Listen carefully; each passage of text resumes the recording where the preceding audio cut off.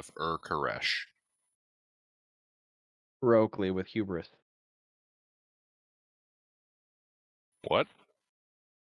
I said heroically with hubris. Indeed. Indeed. The wind is blowing through your hair as you stand triumphant, having successfully buried these halflings.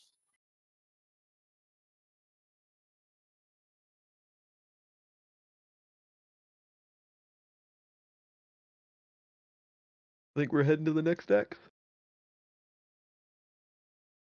Unless we had something come up in town to do. But do you know where the next X is? I Yeah, we mean, have it a was map. east of Hort, along the coast Yeah, in a marshy area. we have a map with X's on them that you gave us, that the vampire had. This map, exactly. Curses, I have been found out. I mean, yeah, Oh, we just stumbled shit. across that one in the south, out in the middle of, basically a lagoon surrounded by jungle. Yeah, we just stumbled across that one. No, I have a know. nose for these things. Alrighty. Indubitably. So, going by land? I mean, no reason not to. Yeah. Yeah, get a Alrighty. feel for the surroundings, have some adventures and all that, make some Alrighty. coin. You guys going fast paced or normal pace?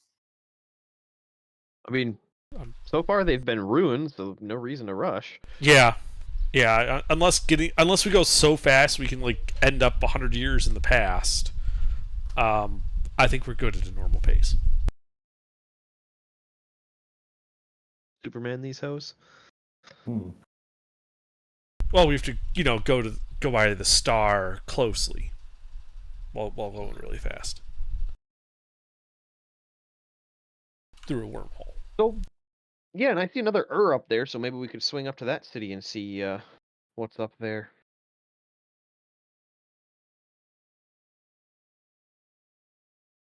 Yeah, Sengosh or whatever that is. Or Sargosh? But yeah, well, we'll the use map I have is travel fairly notes. low resolution, so Yeah. Yeah, So we'll it looks just like stay it'll on the take road. about 6 or 7 days of leisurely travel to get over towards Hort. Ah, yes, the city of the elites. right. Do we want to pick up some more rations? I mean, we're at 18 days worth of food, so we're fine, but...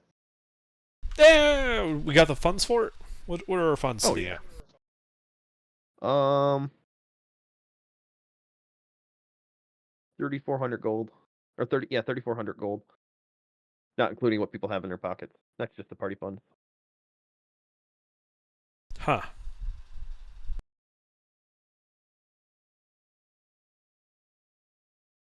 Well, I don't track everybody's personal money. Yeah.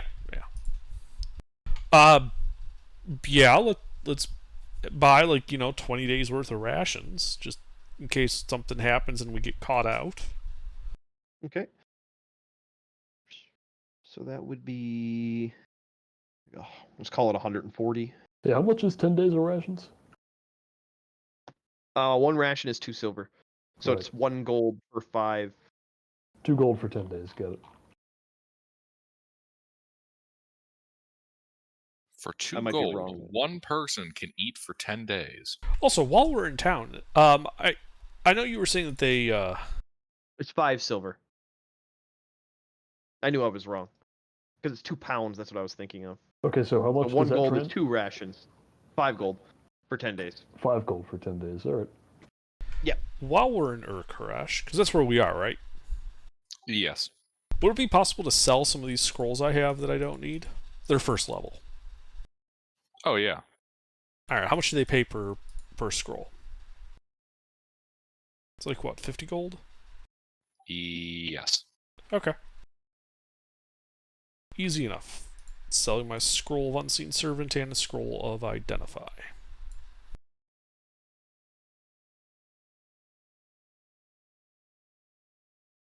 Alright, Alrighty. 7 gold spent. We're at 200.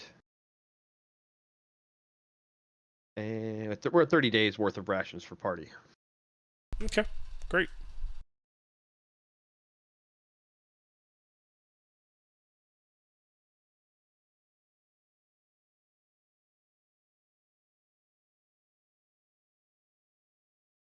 All right. Anything else we want, need, or etc.?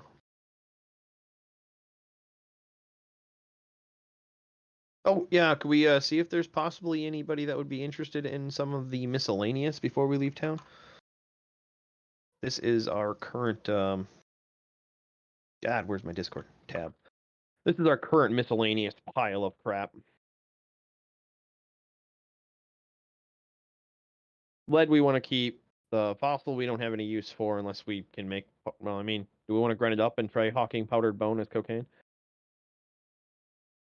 I don't know. There might be a collector that wants fossils. I mean, considering its size, we only have 40% of the bone, and it's actually like 30% of the bone, and it's 4 feet long.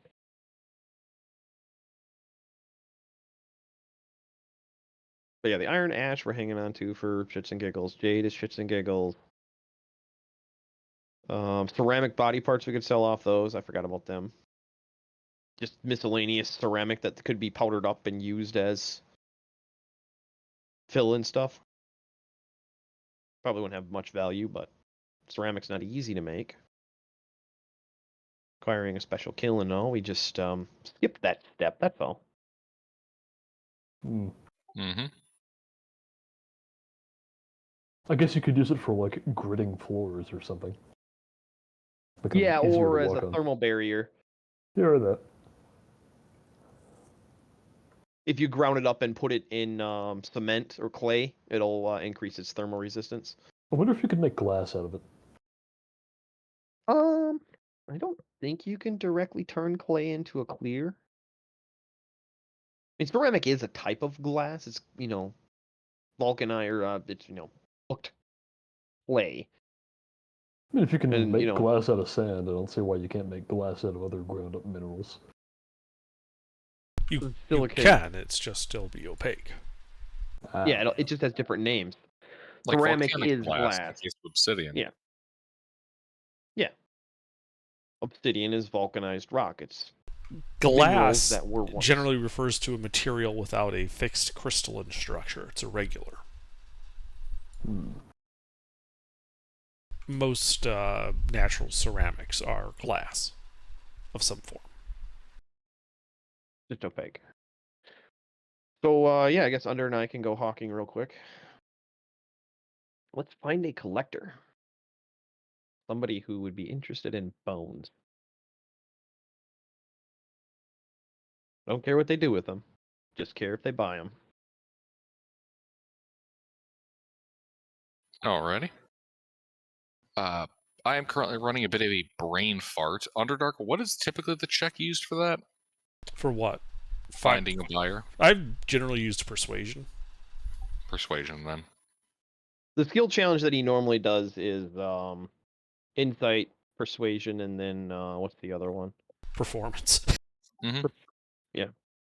Yeah, there's no barter skill in 5e. Indeed. Yeah, so give me a Insight, persuasion investigation, check. persuasion. Those are the 3 that you had me always do for finding buyers. Alright. Make those 3 rolls. Alright, I can do the insight. Actually, who's our highest whiz? They might want to do it. It ain't me, I'm a charisma caster. Yeah, it's probably me then, just by my proficiencies. Alright, insight. You gonna do the persuasion, Under? I can. I can also do the investigation. Oh, that's right. Yeah, you should. I'll do the insight then. So this is my insight roll. All right. Here's I investigation. had my coffee this morning. Wow. And I the drank persuasion. Intervin's coffee this morning. Apparently, yes. How do you have a plus 11 to your investigation? I'm very smart. Expertise? Yes. SMRT smart. He spent a level up on it. You know, there are a couple of ways to get expertise. In this particular case, that book I was reading, when you finished reading it, you got, one of the things is you got an expertise in a skill. I chose investigation. Nice. I figured there you either go. Go that or Arcana. Wait, then how persuasive are you? +4. You saw me roll. Oh, I'm a +8. Let me do that. Bit It's been, Oh well, Indeed. it's been I'm out cast. with you. Yep, all good. And this is what Next that you're time we'll trying to remember to have you do it. The fossil. I rolled insight. Yeah, the fossil. sell? Okay. There we go. Yes, you are able to find a buyer. They are offering you 80 gold pieces for it.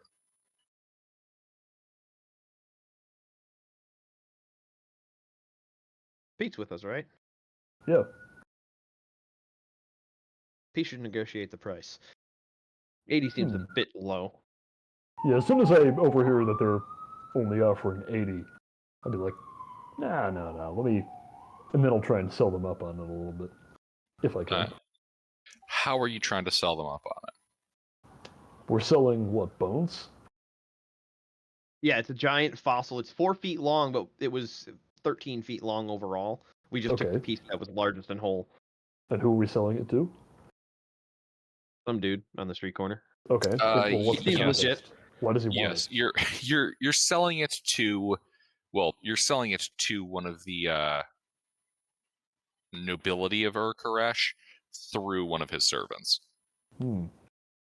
These guys don't like to deal themselves. Lazy. Oh, well, they're nobility. I mean, Friedman gets right in the door, but he's also a smooth talker. Well, does it, let's see, I could try to talk it up about how it would make a nice mantelpiece item, or how maybe you could try flipping it to some academics for like a higher resale value. Definitely You worth know. more than that, though. Well, yeah, but the noble is probably a connected guy, so maybe he knows some. We'll talk up how he scholars could put it like in a foyer to like boost up his reputation with the nobles because it's unique, so other nobles can't just buy something equivalent. It shows off his wealth and his patronage and his intelligence of things like this. Ah, yes, there you go. It's something more special. That it's a status symbol. Exactly. It's so unique, he wants to buy it, and he'll pay anything for it. Give me a persuasion check. Yeah. Am I being assisted? Are you proficient under? I suppose my talking about how it would make him look good to his friends would have been helping you. Indeed. Okay. Good thing. Yeah. Get all the bad Indeed. rolls out now. 105. Sold. I was figuring about 100. Ask him if he knows anybody that'd be interested in random ceramic parts. Ceramic effectively is going to be, unless you're trying to sell those ceramic body parts as ceramic body parts, they're going to be treated as trade goods. You got a point. These are artistic art objects. All right, let's find another museum to put them in. We'll just go look around for an empty museum with like an empty pedestal on it, point some lights at it, set it up on there, and people will start gathering around going, ooh and ah. Museums are not a thing that exists at this time. I know.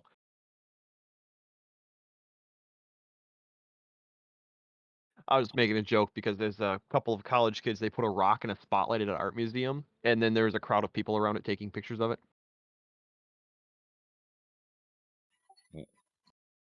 What? Look it up. I'm not kidding. So It's a true social story. psychology. So I have a question. Mhm.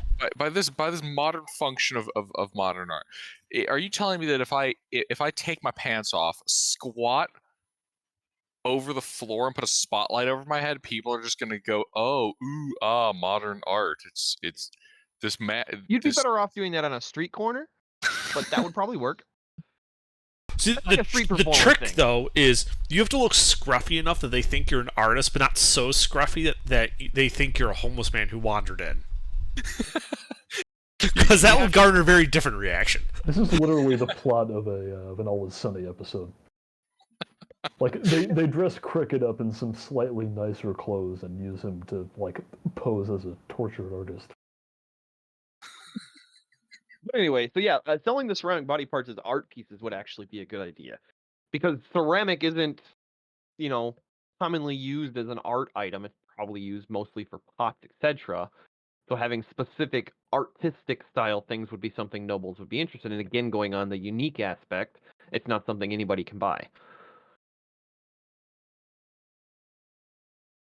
Hell, we'll sell it to the same guy. Convince him that it's worth putting in his foyer next to the bone. Alrighty. Give me that persuasion check. You've already engaged in trade with this guy, so he's easy to find. Waiter. Also, Pete, Yeah, you rolling? sure. We're gonna sell the ceramic to him as art objects. Same guy, so we don't have to do any checks to find him. Okay, Oh, yeah, Also, the your same name's roll. still Sneaky Pete. same roll. Oh yeah. All right. Indeed.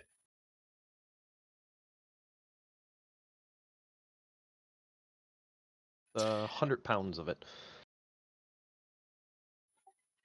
Oh yeah, 100 pounds of assorted limb. Yeah. He offers you 100 gold pieces.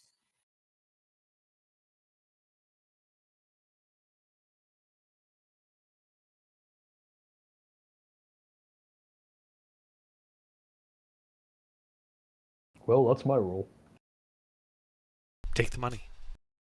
I take the money. That's fine. Just get rid of him. All right, let's move on.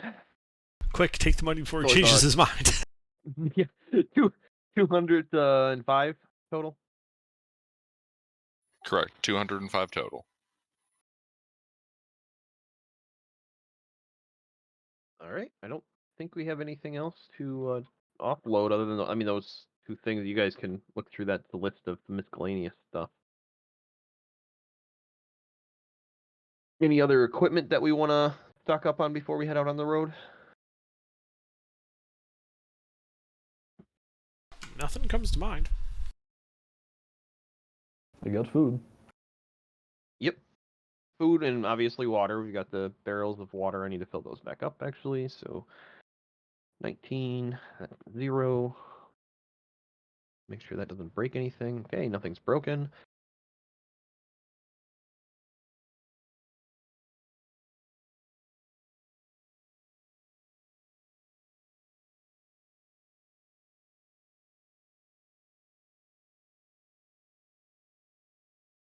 That puts us at 333 platinum pieces.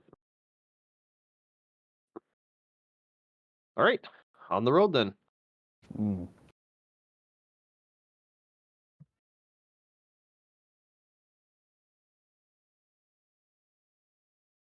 Alrighty, you guys hop back on the road. You start traveling, crossing the river, occasionally reaching way stations, and traveling through the rural farmsteads around Ur-Karesh and the city of Lalesh.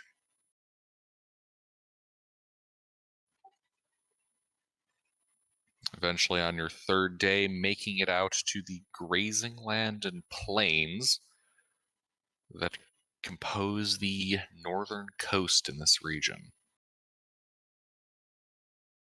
where you travel uneventfully to the city of Tut.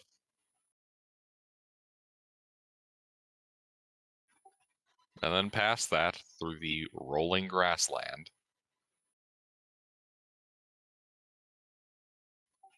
until eventually, on the dawn of the fourth day, in between the city of Tut and one of the way stations, you guys can see up ahead a series of overturned carts. Weapons and blood evident even at this distance.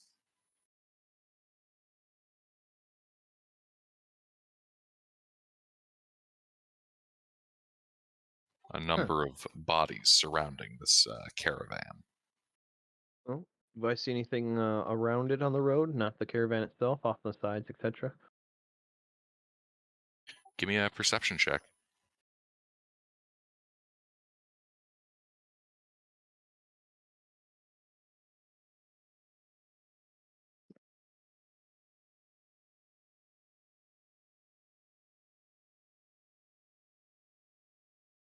No.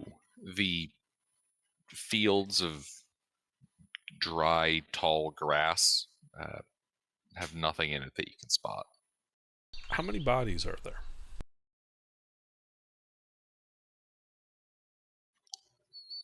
This distance, maybe a dozen. Do they look like they were heavily armed? You do see a couple of bodies that are armored and a number that are not.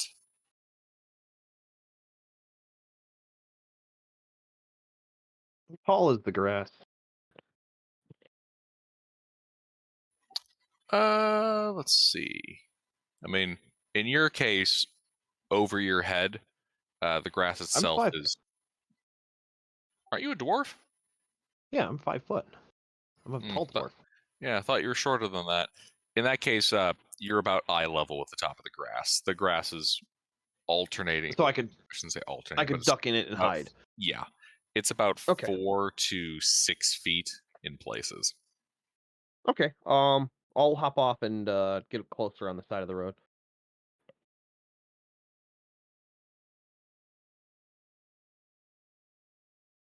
Sorry, I had some stuff going on in my background. You're doing what on the side of the road? I'm going to go into the grass and approach, moving along the side of the road, using the grass as cover. All right, give me a stealth check. I'm guessing Right. we're in the cart staying put. Yeah. I can. I'll shoot a basket bolt with embers in it as a flare. Just straight up if it's clear. So look for a sparking arrow. I'll shoot one if I'm in trouble, two if I'm not. Because I don't think I'll get a second one off if I'm in trouble. Stealth. I have a 10 in that. Eek.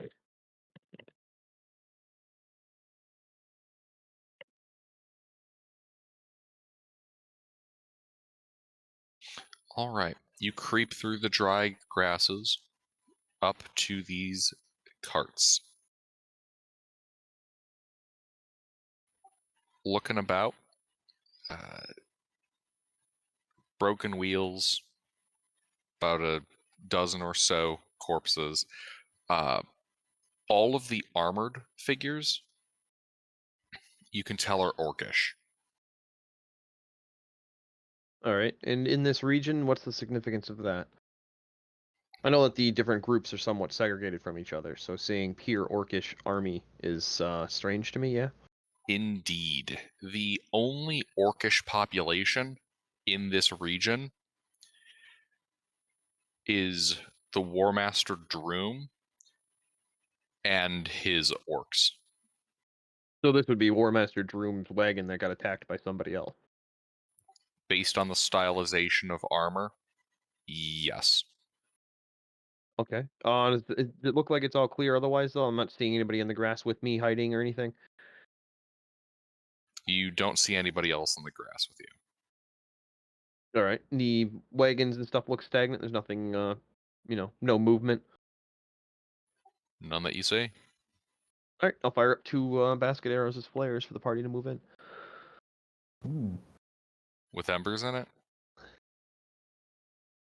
I know, the dry grass. I'm a very accurate shot. I mean, how wide is the road? I'm, shooting basically straight up so the arrows land in the road. I know. But anyway. Great. You guys are leaving? Fucking burning fields behind you. Oh, sure, we move up.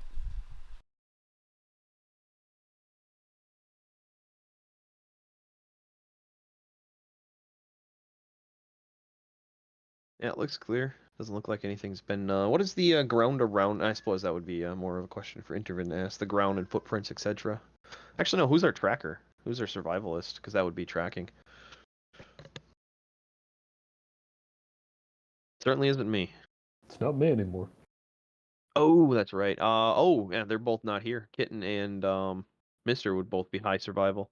Yeah. I mean, I can investigate the cart to try to figure out, like direction, like what type. Is this like a chance encounter on the road, come from the other direction? Was it an ambush? That type of thing. I can help. Yep. Give me that investigation check.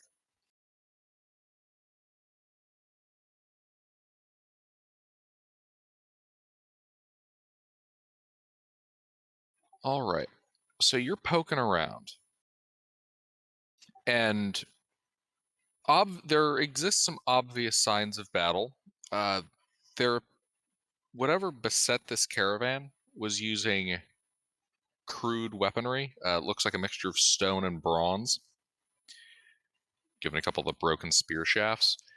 And whatever was attacking this caravan possessed the feet like a canid. It's like a wolf or hyena or something like that. You do, however, spot something else. A number of corpses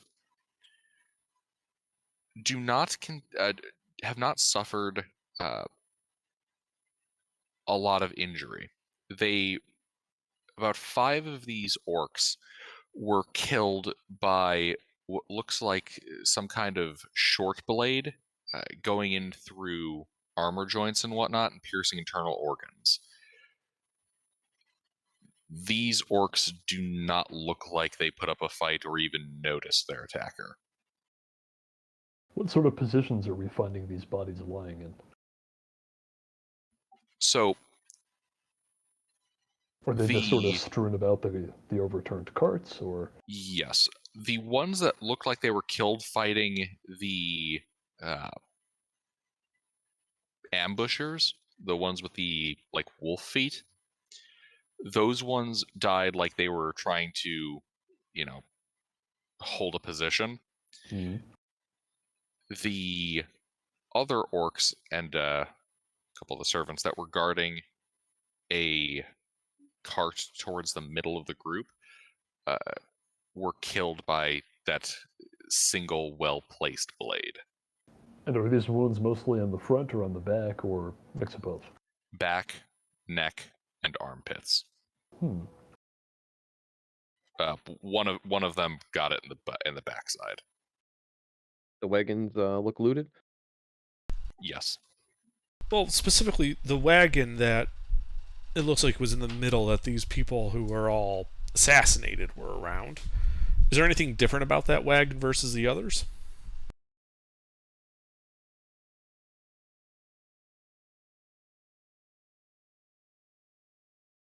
Is that particular wagon positioned further from the road or closer to a copse of trees or something where people might have hidden? Right in the middle. As you're poking around what's left in there, it's been looted save for a couple of bags of grain, a whiskey barrel, and a dirt box. A dirt box? Made of dirt? No, I mean a box with dirt in it. Well, I dig through the dirt. Yeah.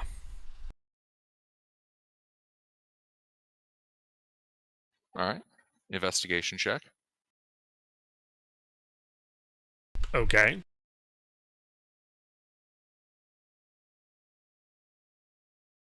Alrighty. You find, well, nothing in the dirt other than a single electrum coin from the Chushan Heartland.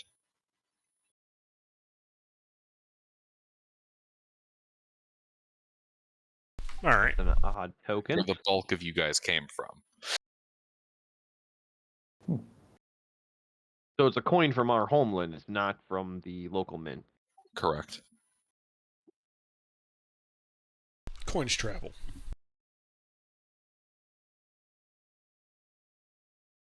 But I was specifically talking about like the construction of the cart. Is it in any way different, being the more central? Probably it looks like they were the most guarded ones, but also the one that all the assassinations occurred around. Is there any, like, was it designed to hold something different than just a normal cart like the other ones? Oh, I understand what you're saying. No, it appears to be the same kind of standard cart. Okay. All right. What size whiskey barrel is that? This is one of those small ones, like the kind you can put over 20 your gallon. shoulder under an armpit. Oh, so like a small one, so like a 10-gallon. Yeah, like a 10-gallon.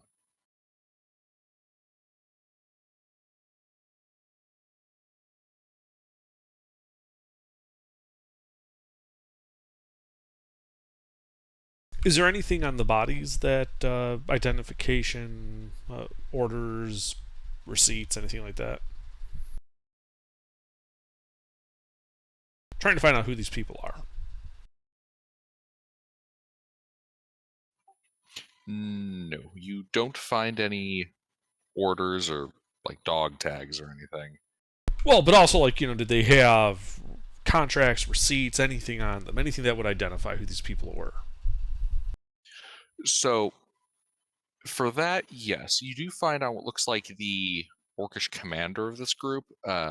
Inside of his pack, you do find a pair of receipts for one of the trading groups over in Sargosh, just contracting their. Well, I shouldn't say contracting.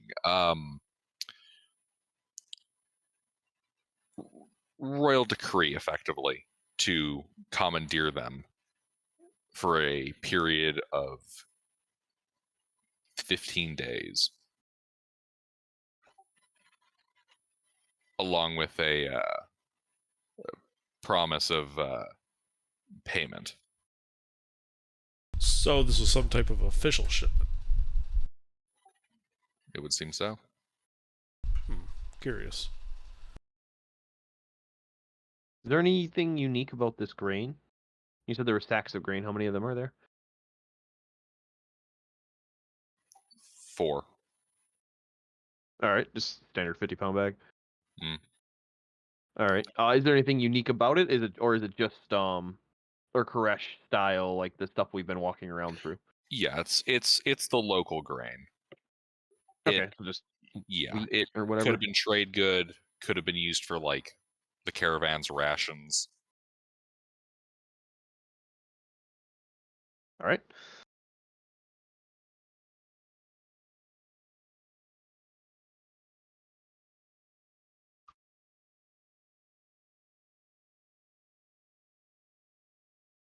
Is there any manifest or bills of lading for the wagons?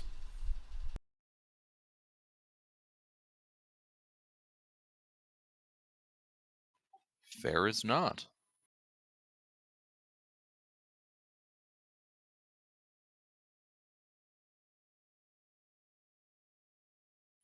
Despite everything else that was in that commander's sack, the manifest, if he had one, is not present. I mean, if you're gonna rob a wagon full of stuff, and there's a list saying what the wagon had on it, you take the list.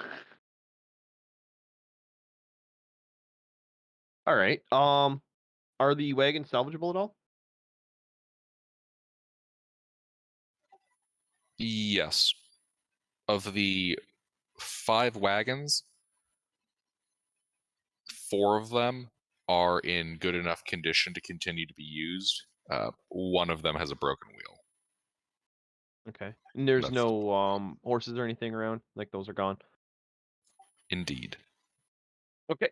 Well, can we wagon train that many wagons? I mean, we're on, semi-maintained roads, so Not with the number of steeds you have. we have 2 and a donkey. Yeah, not with the number of steeds you have. Well, how many can we pull then? Like wheels on the ground, not weight-wise. With the 2 draw horses. 2 draw horses and a donkey? Well, the donkeys, I was kidding.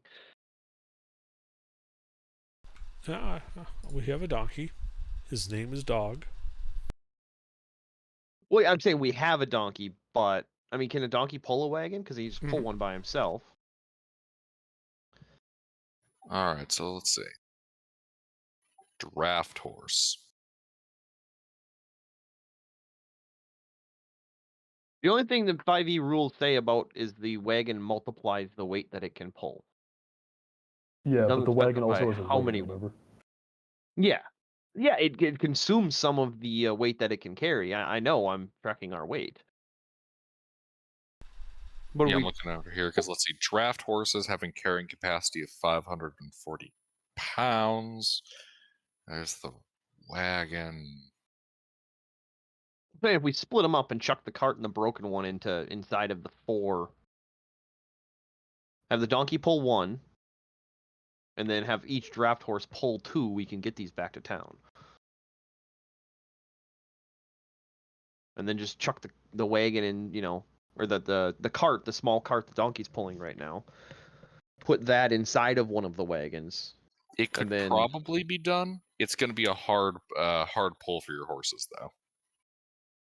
We're not in a hurry. If we're not in a hurry, why don't we just go to town, buy more horses, and then cart the whole thing back? Where are we on the road? You said we left Tut and came across this, right? Yes. You see that map I posted? Uh-huh. You guys are like right near that bend in the road. So first the one tile. Or second one? I'm sorry. The first bend. Okay. To the southeast of the way station, right next to the marsh. Yeah, I was thinking of just getting them to the way station, and then we switch back to just running our setup how we were running them, because then, if that makes sense. Because they'll have horses at the way station we could possibly buy. Sure. Because it's only going to be a day of travel with the horses, so we'll just be going slower, so it might be a day and a half instead of a day. Just making sure the horses are going to be in good condition. To get to the way station, yeah. How many days is that for each tile? That's 6 miles. Each hex is a 6-mile distance. Oh, okay. Yeah, you've got maybe like another 10, 12 miles to go before you get to the way station.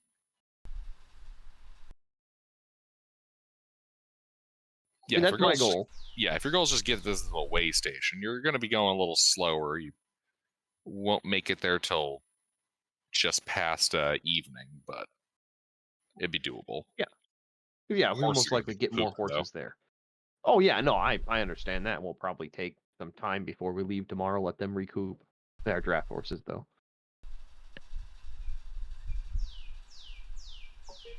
So, yeah, start buckling stuff together. And so 1 draft horse pulling 2 wagons, 1 draft horse pulling 2 wagons, a donkey pulling 1, and then we'll put the broken wagon inside of 1, and then the cart inside of 1. And we can haul everything. Should we grab the bodies too? I mean, somebody might be looking for them.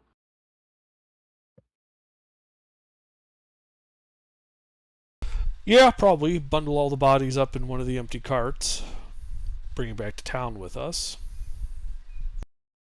Yeah, at least to the way station, because they have communication along those road networks, so they can get a message back. We don't have to do anything special. Be like, hey, we found these. Mm-hmm.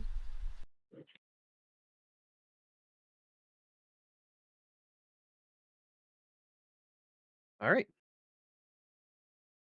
And then, I, I mean, who has the highest whiz? 'Cause I have a 2 survival for tracking Yeah, of our current party. I got a 1 survival. I think it's gonna be you. All right. Well, then I will look around for tracks, etc., to see where the ambush came and where the ambush went.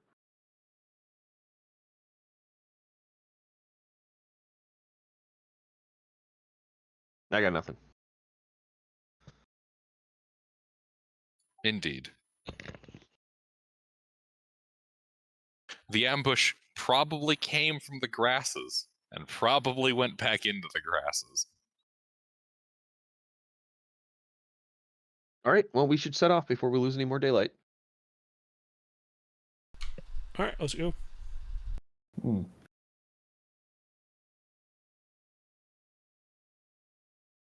Alrighty. You guys ride on off. The journey is uneventful until you make it to the cluster of farming villages and the small, like, compacted earth fortifications that create this way station.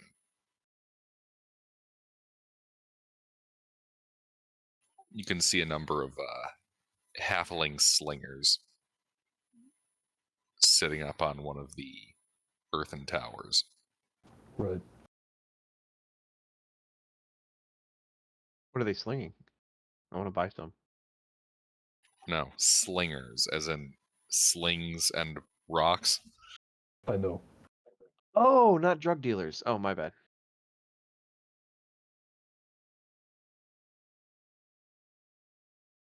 All right. Well, probably should find somebody in charge here.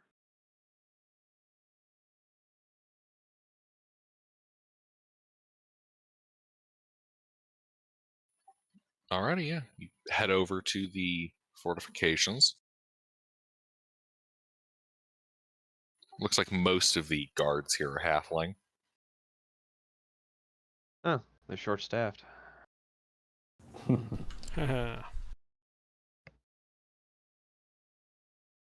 All right.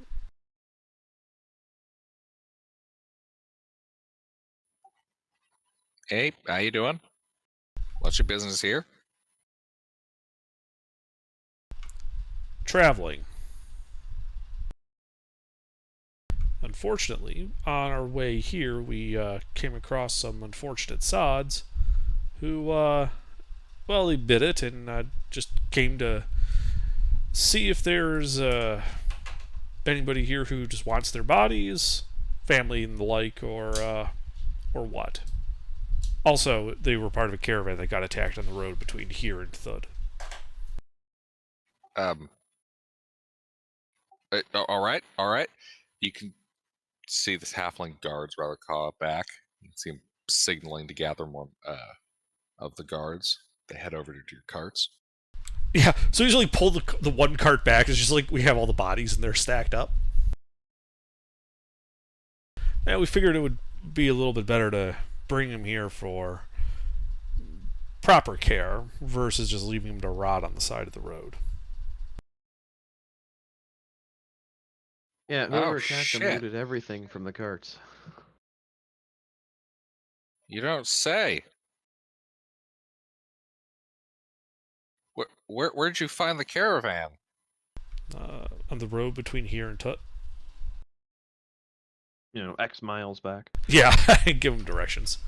Looks like they got ambushed by something. Oh shit! I don't suppose you know who did it. You sound like you do. There was two styles of attack. One looked to be a rather standard fare, frontal attacks, multiple hits, etc.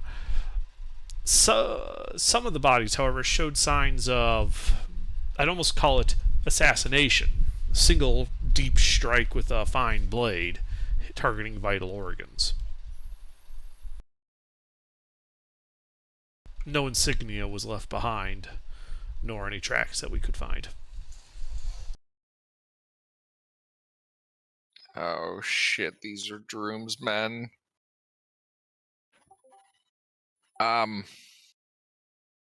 Well, thank you for bringing the caravan back to us. Of course.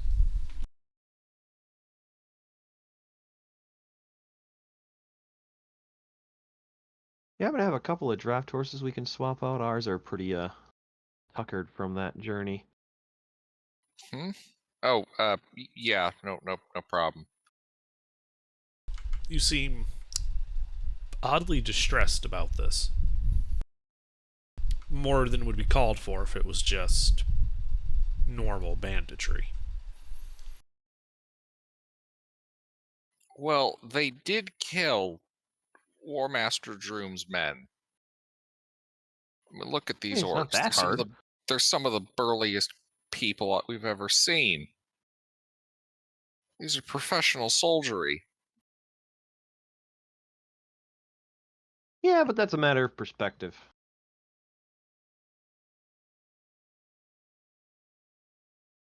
My point was that it seemed like you had some idea of a group that might be behind this. I mean, the most I can think of would be maybe the gnolls out in the plains to the north. That would match the footprints we found. They've never had the balls to attack Droom's people before.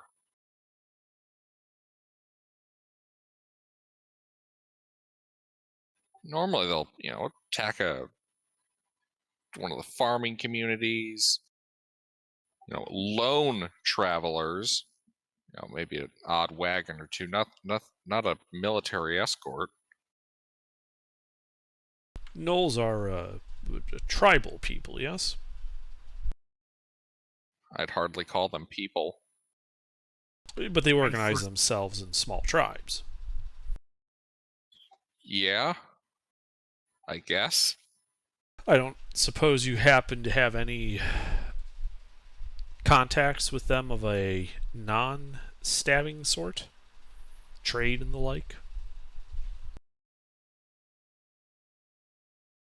No, the only thing we trade with gnolls is blows. I see. You wouldn't happen to have any idea of where some of their encampments might be? No idea. We haven't been able to keep track of them like we used to. Why is that? How did you used to? Well, we used to have actual scouts. They've been diverted. War effort? I don't know, maybe. We're not at war with anybody. If your scouts have been diverted, I hope they told you what they were being diverted for. They didn't. But the gnolls usually hang out in the hills and shrubland north of here.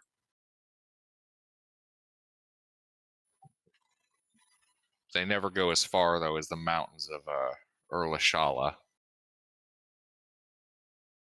Well, with your scouts gone, it's likely they noticed the roads were, less busy and less patrolled, which is probably making them bolder.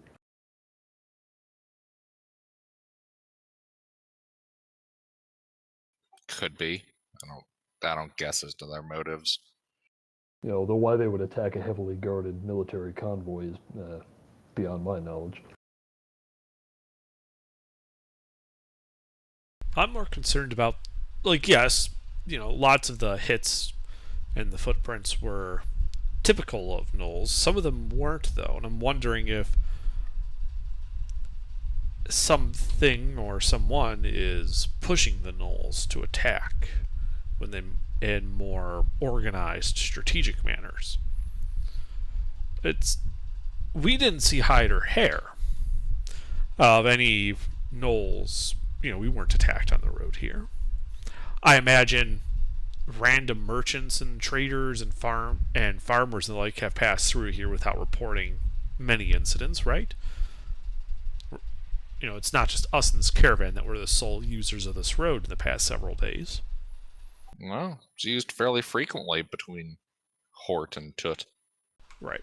And yet the caravan that was being guarded by Droom's men, likely of somewhat strategic importance, was the one that was targeted. Seems to me Droom's enemies are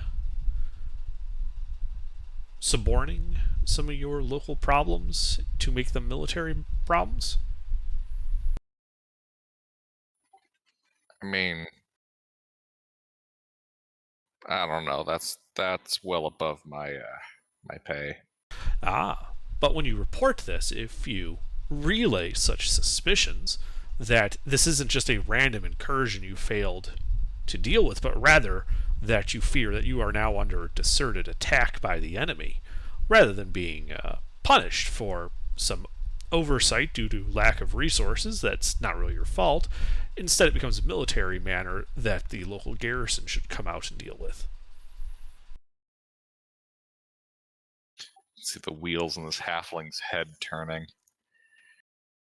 Yeah. The plains are looking awfully dry this season, aren't they?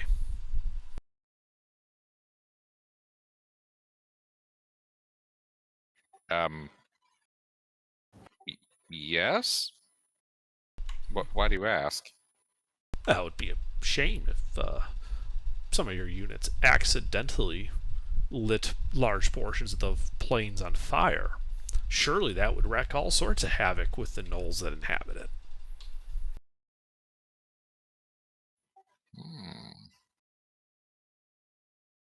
Like the sound of that? Yeah. They attack your convoys, you burn their lands. Only fair. Droom will certainly look on that favorably when he gets word that his men are dead, that we didn't just twiddle our thumbs. Indeed. You retaliated. You showed initiative. You all look like the capable sort. I don't suppose you would have any interest in assisting with that? Well, we certainly are capable of doing so. The issue is of course, is that while we're certainly willing to help, we do need to keep food in our bellies. Fair enough, fair enough. What are you asking for?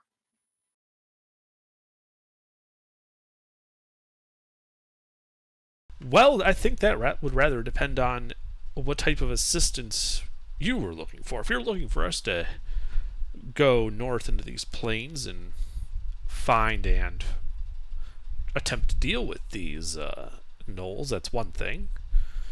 Large-scale destruction requires material resources that we simply don't have on hand. And that would be something entirely different. If you simply want us to stay here while you go off and do it, that's another thing entirely. So in terms of, say, us going north and dealing with these gnolls, I'd think that probably take, a couple of weeks to deal with? Call it 1,000 gold.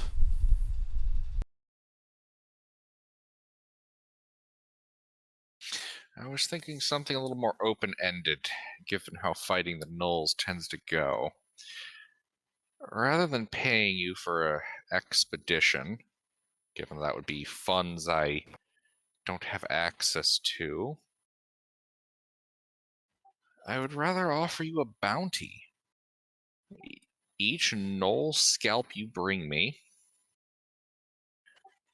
I'll get you, let's say, 10 gold pieces.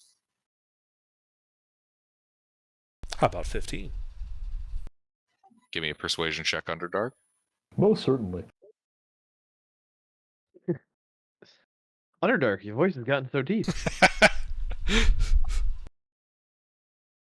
mean, Pete's there. I'm sure Steak would be able to assist in the negotiations. Hmm. The negotiations were short. I mean, they are halflings after all. Hmm. Little did you know that halflings are actually the merchants of this setting. Indeed, it was little that I knew. Makes sense. They're always shorting everybody. They're the Ferengi. Indeed.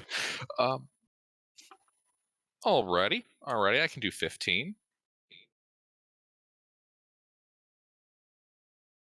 Very well. I think we have an accord.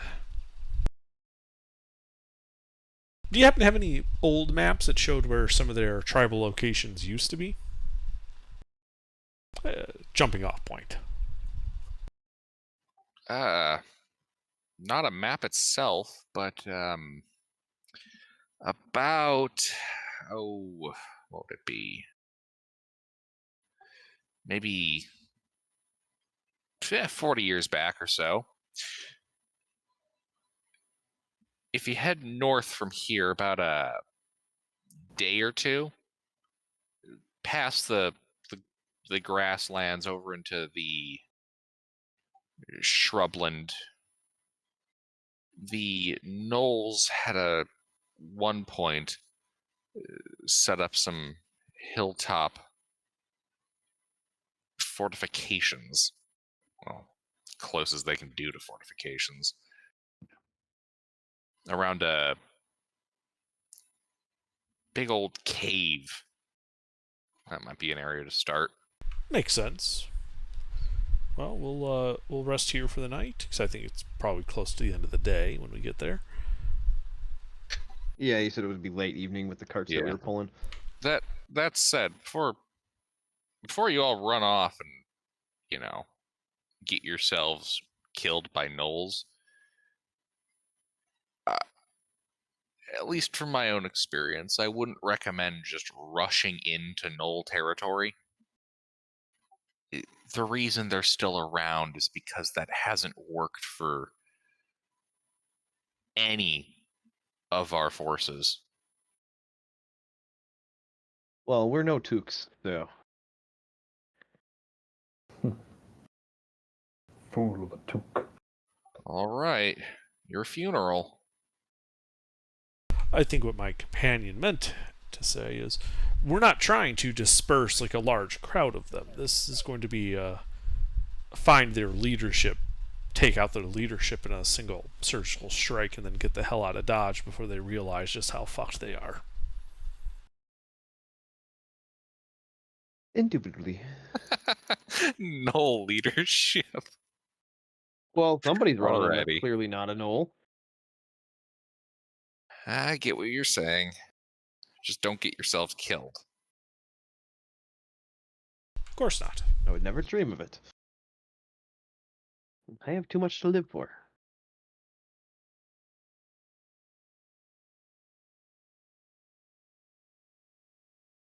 So we'll spend the night at the way station. And in the morning, I think we set out north, heading towards that old fortification he mentioned.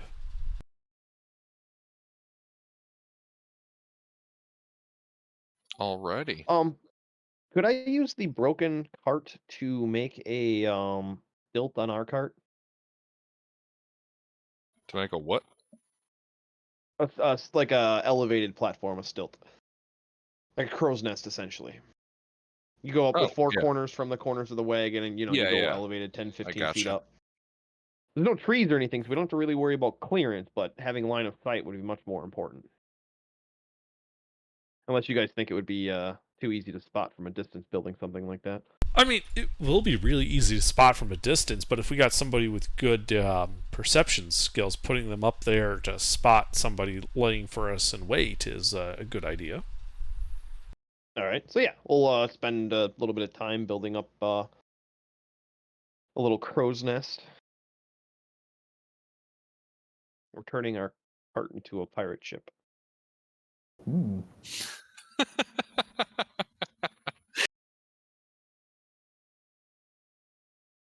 Yo ho, the Pirates of the Reed Sea. Yeah, so I'll once that's built, I mean, it wouldn't take that long to do some brushes and tilt them together up top. Do you have carpenter tools? Yep, and proficiency. Indeed, and you got the supplies, yeah. Yeah, you'd spend a few hours getting that all set up. You'll be ready by noon.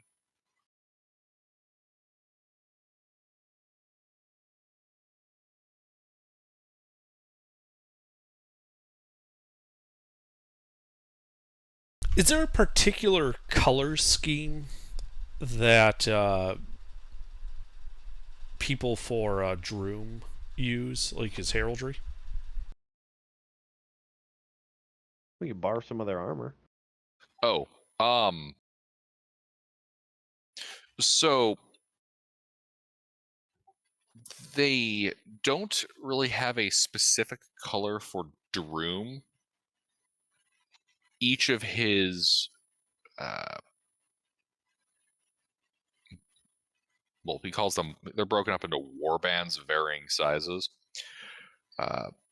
They are fond of particular set of color schemes, such as red, yellow, green.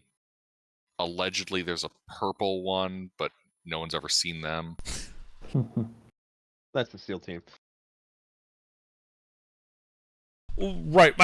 The idea is I was thinking also paint the upper part of our superstructure, the lookout tower, with one of those colors, so that if there are gnolls that we see that see us, they think we're a target, and therefore they come to us instead of us having to come to them.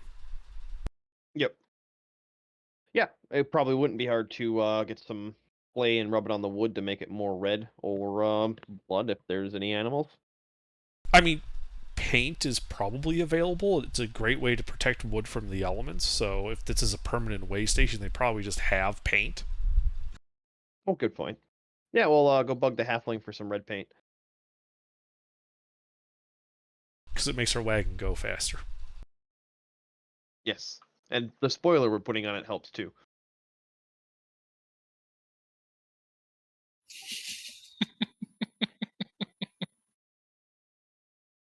Indeed, you're able to find some red paint among the halfling villages. Charges you 5 gold for the barrel. Barrel, excellent. That'll come in handy. This halfling has literally just finished making it when you walked up. How many gallons is your barrel of paint? We'll go with 10 gallons. Okie dokie.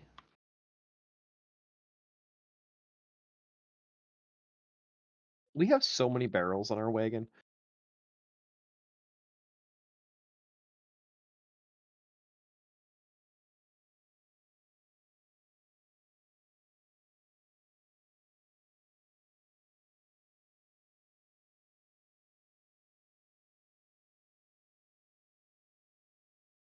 All right. Barrel of paint acquired. Yeah, so we slap that on the outside of the lookout towery parts of the wagon. So it's nice and clearly visible from a distance.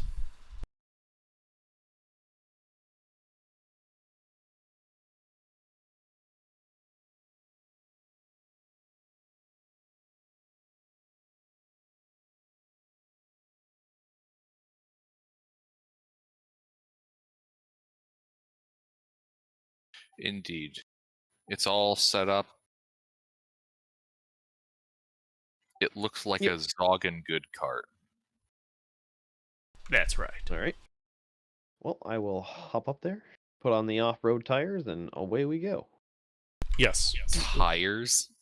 We deploy, what are they called? Fuck, They're boards with a loop of rope through them. Yep, our custom Boosta Blasta is ready.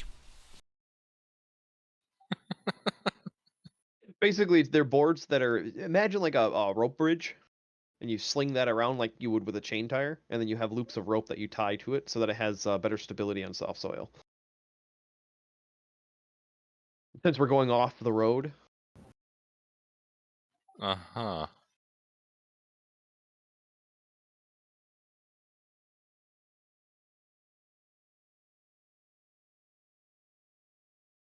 my off-road wagon wheels.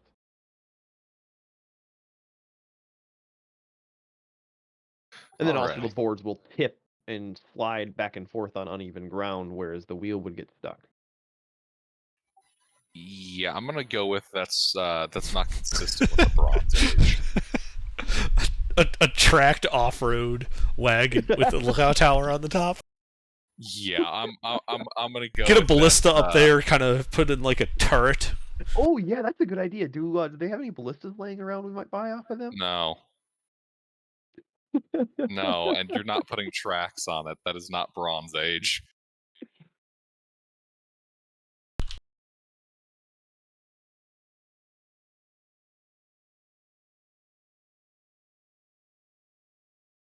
I mean, it's not going around the entirety of both wheels. It's just independent on each wheel. Uh-huh.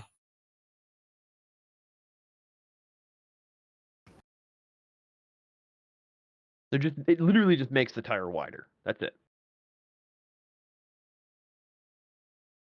I don't think our wheels are going to have problems just going through hard ground. It's a wagon. They're designed for going off-road as well as roads. All right.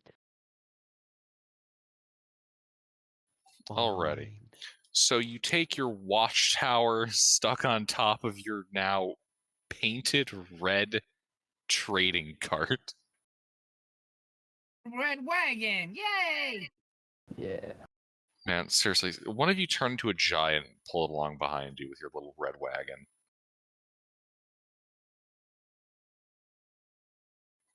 Why is it red? Why have we had little red wagons for like the last fucking So, century and a because half? red is traditionally the cheapest paint to make, it uses iron oxide as the pigment, which is really easy to get, and therefore it's the It cheapest. goes That's back why. into World Wars. And since paint is a really good way of coating something to protect it against rust or weathering in case of wood or steel, if all you wanted to do was protect it against the elements because you wanted to be cheap, like it was a children's toy or a wheelbarrow or a barn, you just painted it red because it was the cheapest paint. Ah, Historically speaking, anyway. we have learned something new today.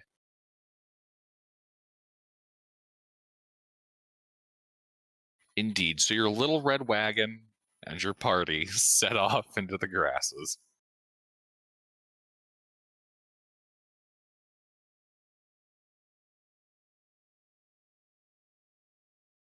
Are you guys just beelining it right into the depths of the grassland? Yeah, I mean, we're just going north, towards what fortification he mentioned before. Yeah, you gave us a destination to check out. Aha, I found But it. yeah, staying with the contours.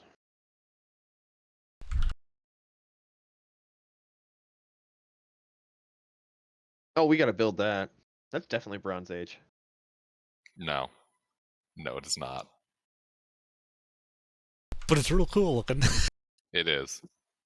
It's just a ship on wheels. That's all it is. It's a small boat on wheels. All right.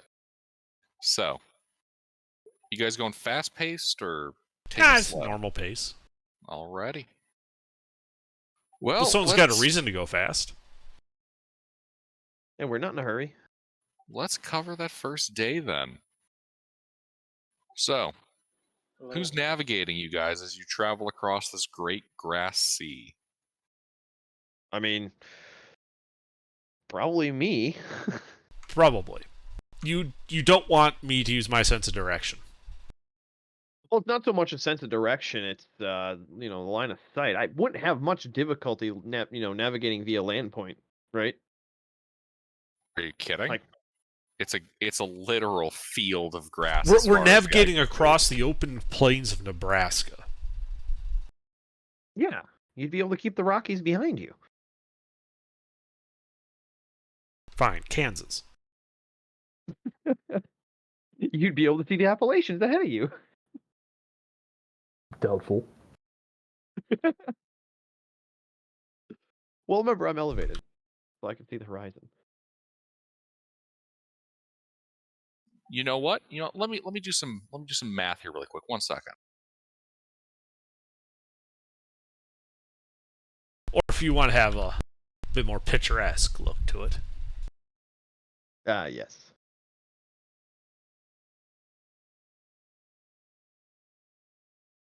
Yes.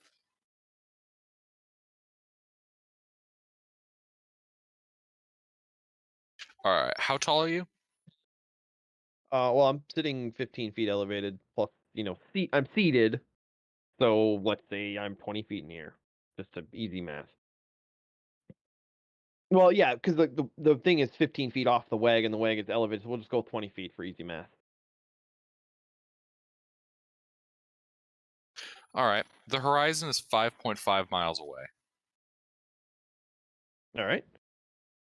Are there any superstructures or anything along the horizon I can use as a reference point while I'm navigating? The closest thing that you have is How did you get 5.5? That's a really small planet.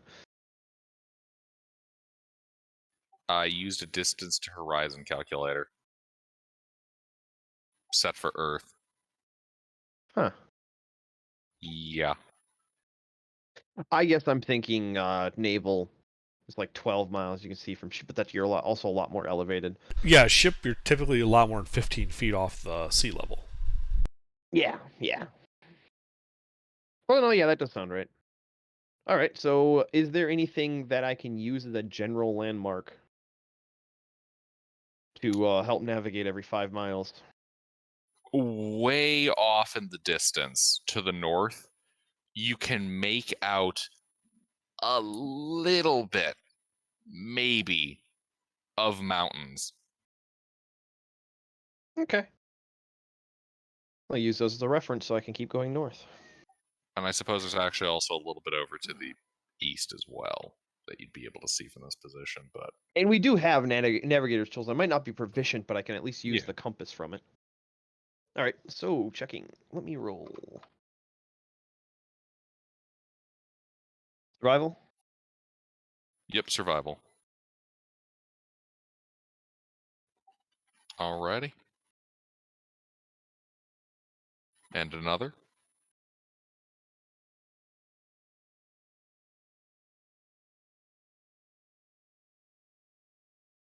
And another. And one more. Alrighty. So, you've managed to stay pretty well northbound by the end of the first day. You think you've drifted like slightly off to the east, but you can see the like the hilly grasslands up ahead as the sun begins to set in the west. All right. Well, I'll sleep up here. Actually, we should use this for watch, so I'll sleep on the ground. I mean, okay. I have Lehman's tiny hut. Well, the elevation for being on watch. If anybody's trying to sneak up, you have a better chance of seeing them being elevated, and they might not notice you up there. Right, but it's going to be a 20-foot diameter dome. Oh. They're going to see us if they look. Like, seeing other people, yeah, putting the person on watch should be up on top of the cart, and I'll be like in the cart when I cast the tiny hut, and it's a 10-foot radius around it, so should be room for everyone to sleep. No, I was saying elevated for spotting. I wasn't saying for, stealth. I was saying for elevated for spotting anybody coming. I wasn't concerned about them seeing us. Okay.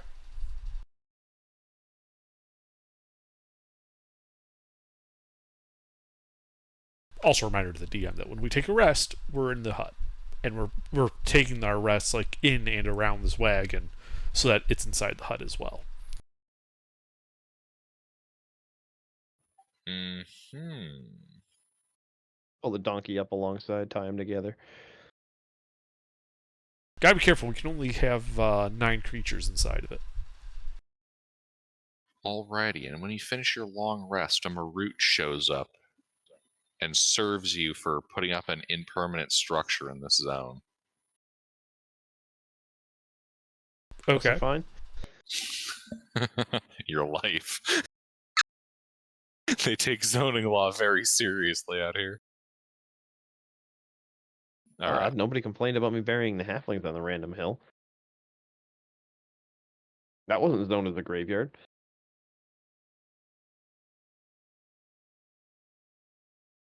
They don't have zoning for that.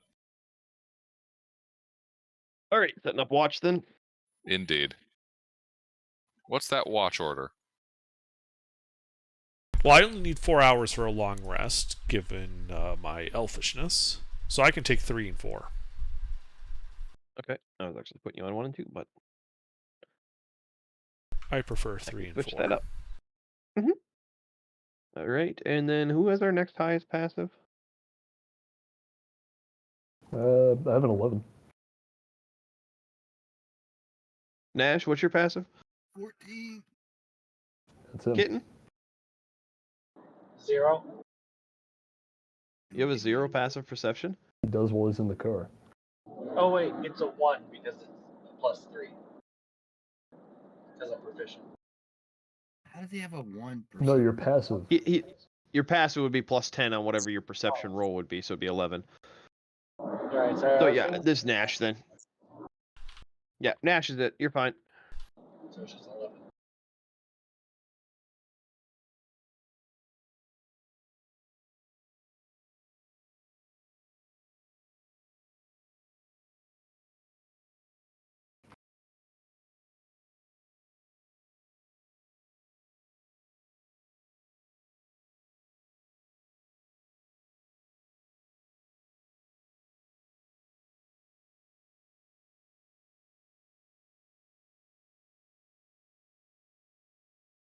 Alrighty.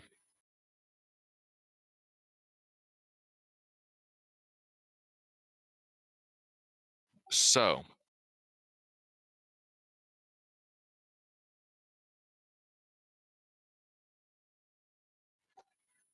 intervene. Yep. What was your passive again? 13. 13. Okay. I do have dark vision. Awesome. Okay. Indeed. The night goes by without a hitch. Great. All right, back up. Let's move. Yep, we continue. Indeed. Alrighty. You guys begin traveling again. Survival checks, please. All right.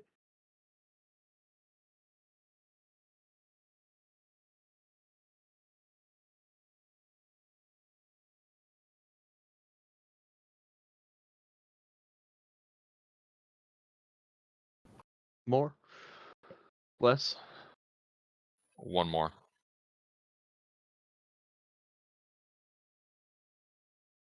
All right. So, second day, you guys are traveling along. This time making it into the rolling hills of grass.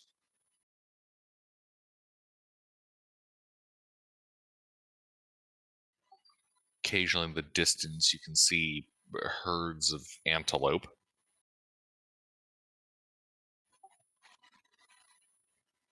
And very little happens this day.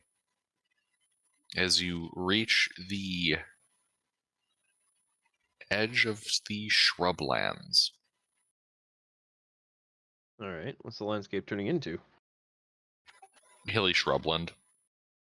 Oh, right. We're okay. We're in grassland. Yep, that's my bad. Mhm.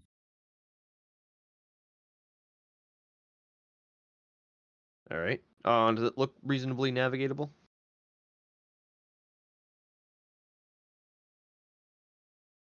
Yeah. Okay. Are you doing a forced march? Or you just hanging out here, going to bed? I think we're just repeating the same type of rest we did before. Yep.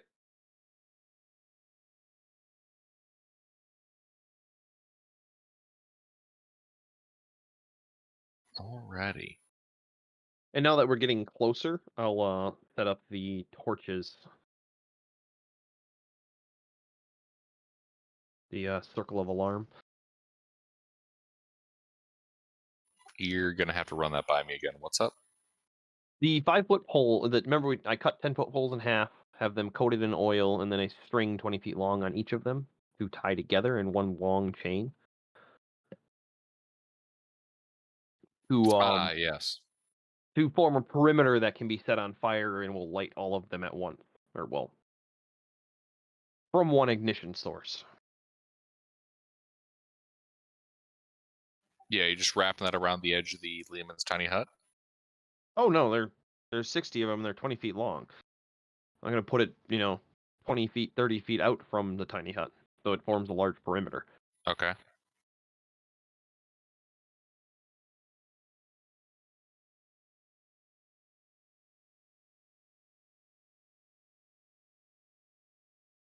Alrighty. Same watch order? Sure. Yeah. Alright. So,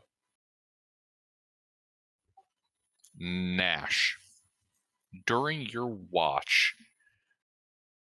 Nash, what's your passive as you're up in the tower? 14.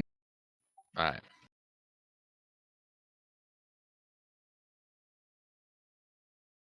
So, Are the Nash. torches lit or no? No, they're for you to light if you see something. Okay. So I don't have dark vision. So go with that. Alrighty.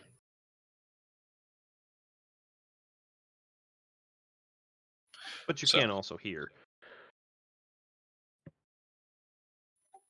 Yeah, you're looking out at the fields of grass and all that, and you can hear increasingly there is rustling off in the distance.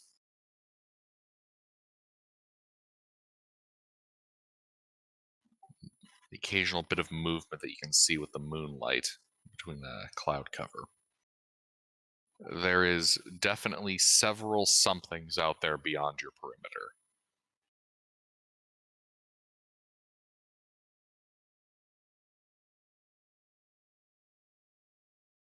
Okay.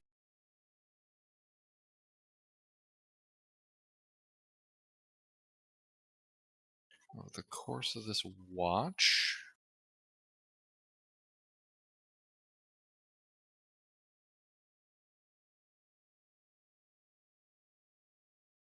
over the course of this watch, you can see what looks like a knoll has now crept up to the very edge of your tiny hut, is sniffing around, investigating this Lehman's tiny hut, 20-foot by 20-foot dome you guys have.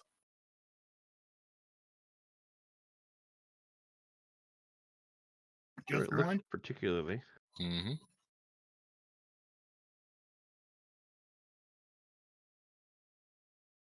What color is it under? It's bright red.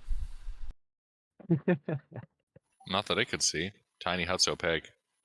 I Or, choose oh, the you mean color of the hut's bright outside. red. Okay. Yeah, sorry, I thought you were talking about the wagon there for a second. Nope. Yeah, indeed. The knoll is looking over this bright red dome that's appeared in his field. I think And put a then giant 3 on the side of it. it begins yelping.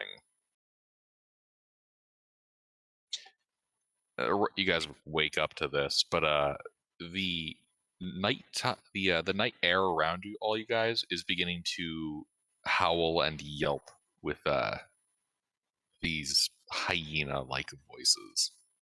I wake the party. Already up. Oh, okay. So Unless they got something with magic, this is going to be a turkey shoot. I'm gonna light them up. Well, It'd be a real surprise for them. objects that were in the hut, such as ammunition, when I cast the spell, can move through it freely. All other creatures and objects are barred from passing through it. It's opaque from their side, but not from ours. So we can basically go up to the top, and you guys can use ranged weapons to just shoot them to pieces. And then I was gonna say, the string would have been through the hut, so I can light that, and it will go back out and light up all the torches.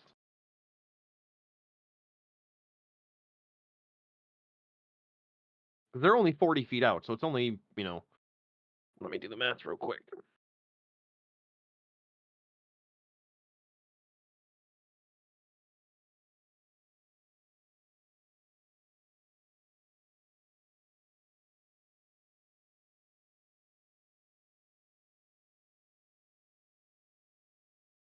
Normally you would ask us if we're surprised, but I think the gnolls would be surprised when half the world lights up around them. Yeah, so if everybody wants to ready to attack when I do this, I'm just figuring out how many torches I have out there. Yeah, and I'll cast. Let's see. I'll cast Bless on Rurik, Nash, and Stake. Nice. What's that one do again? I always forget that. Plus a D4 to your attack rolls. And blessing me Nice. will also bless Kitten. Handy Oh, bonus that's that right. way.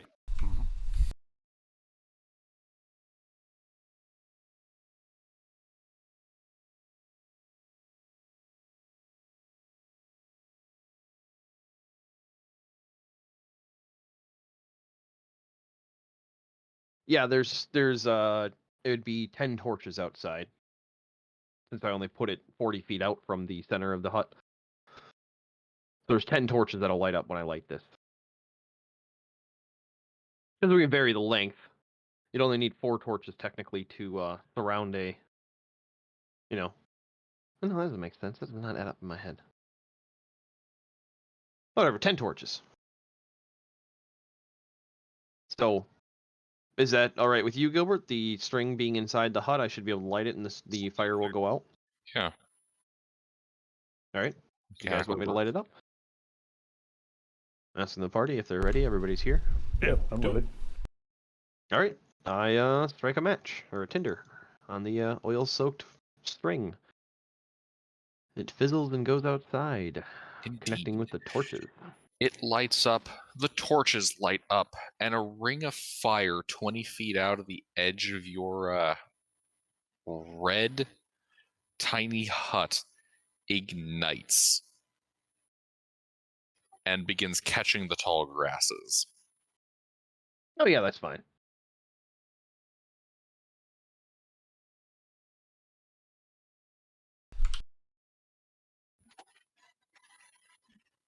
As soon as this Very happens, young and Johnny the Cash. field begins burning. You hear the yelping and howling of gnolls moving off into the distance. Oh, why do you have to post that fully saturated color? It's burning my eyes. Because that's the color of the hut. That's too saturated. This is the Bronze Age. Come on. That's Too why the much gnolls got so saturation. interested in why they ran away. Oh god, highly saturated red color! Yeah, I mean, they might have bright red paint, but they don't have, like, AAA level bright red paint. That'd be gray. Yeah, wait, what's bright red? FF0000. Thank you. Yeah. Indeed. But the fire begins to spread out as you guys light up a Californian wildfire. Oh yeah. No, I knew that was going to light the grass on fire too. That was my original intention. So they've all fucked off? They have fucked off. Alright, I cast Tidal Wave and conjure a wave of water that crashes down an area within range. 30 by 10. So, I suppress the wildfire.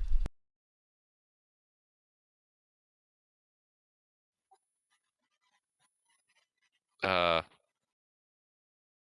know that it was a ring, right? Yeah, you It's a can do it ring of multiple fire. times. Yes, it's a ring of fire. So I can cast this twice.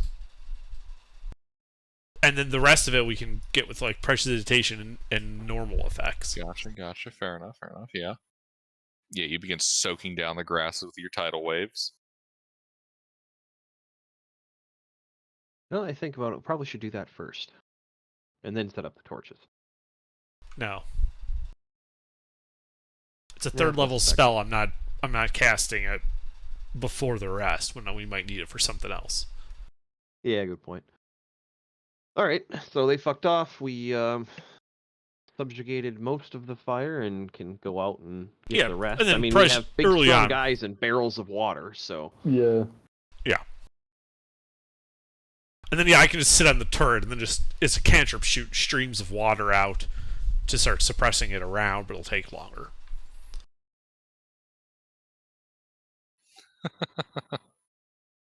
which direction in particular do they run? Northwest. Okay.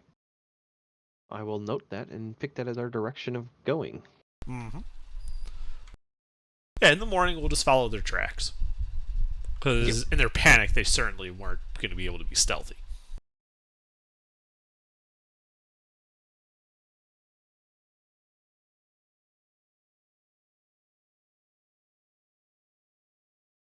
All right.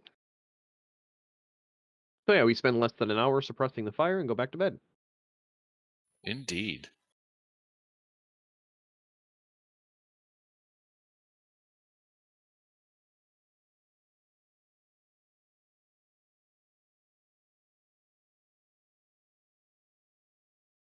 Oh, I forgot that we aged up a little bit with the funky magic. Some of you did.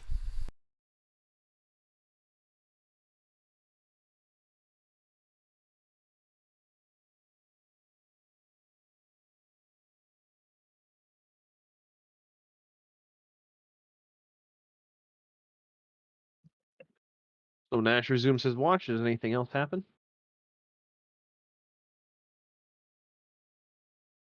The Nash resumes. No. Nothing else happens. Yeah, I don't think the Knolls are coming back tonight. Well, they approached a giant red, very red ball, and then the world burst into flame. Yeah, I would fuck off and go home too.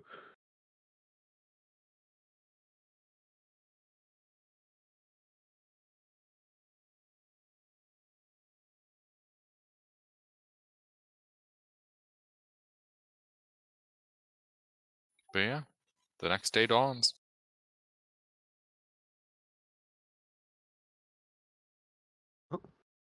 Pack up and set out. Yeah, and I think we're trying to follow the tracks that the Knolls would have left behind in their panic. Yeah, so Kitten can do the tracking. I think you have high survival, right, Kitten? Or Nash? I know one of you guys do, now that you're both here.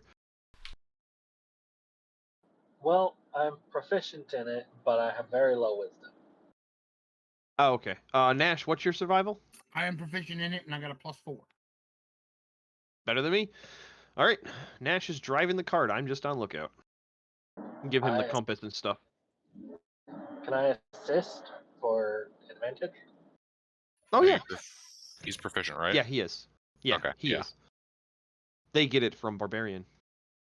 That's one of the And I am givens, I think, with proficient Barbarian. in land vehicles. And you have a compass. And I have a compass. So, yeah. But we're following the track, so that's the more important for this survival check.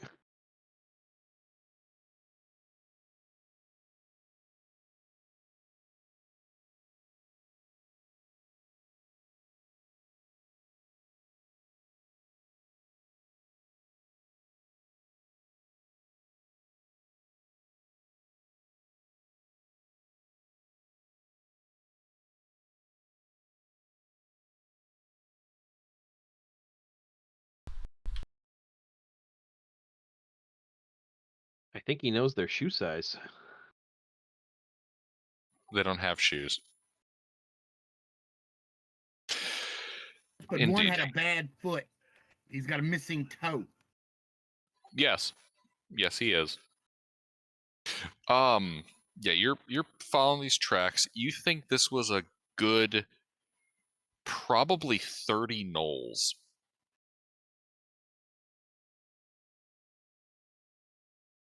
Who'd we lose? Pete. Pete. Indeed. 30 gnolls. All right, we followed them. Mm-hmm. It's relatively easy to do so.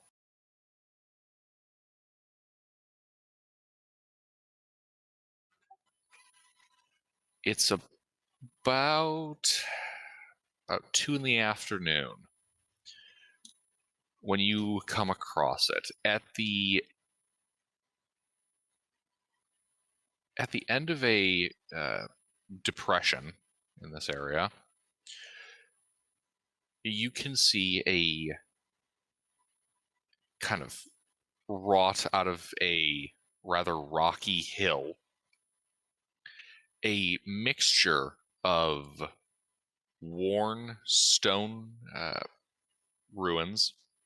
Like at one point, there was some kind of tower and walls around here, uh, fortified with rough-shot wooden planks and palisades, set over a opening in the rock face that goes into it. You can see a number of gnolls milling about this region. All right, have they noticed us yet? They have. We should see if they're friendly. I mean, if much we know easier they to- noticed us, what are they doing? Well, most of the ones out there are milling about. Most. They have definitely seen you. A couple others have moved to the inside, but that's about it. Do we They're not see appearing any? initially aggressive. Yeah, yeah. We like roll up to the gates of the fortress then.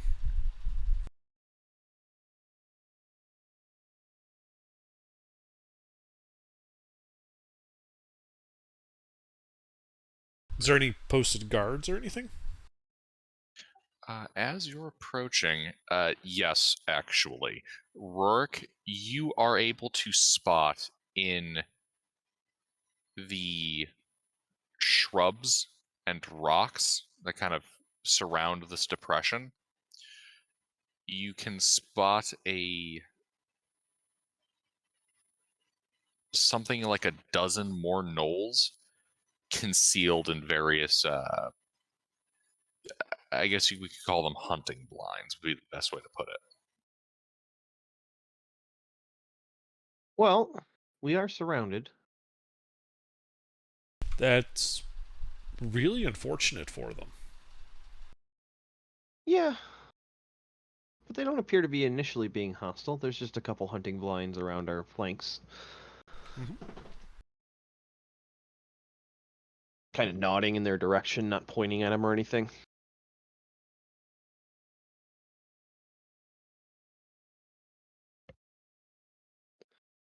And then, yeah, somebody want to go knock?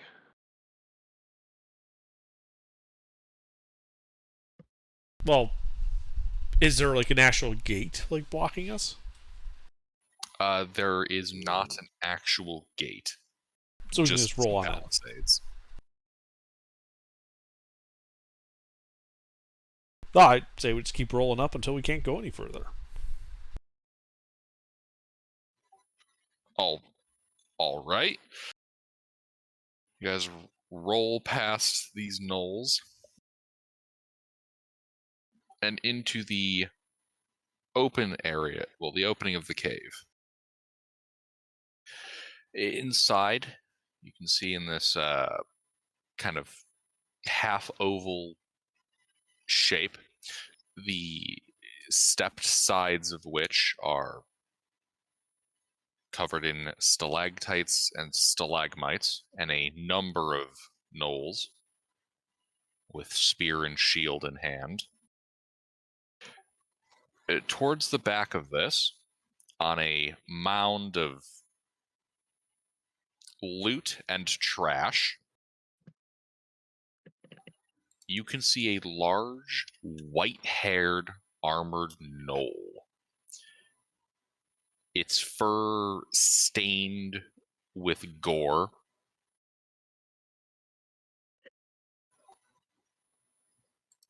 Wielding a flail composed of the skulls of humanoids, with fire kind of trailing out of it as it leisurely spins it in its hand.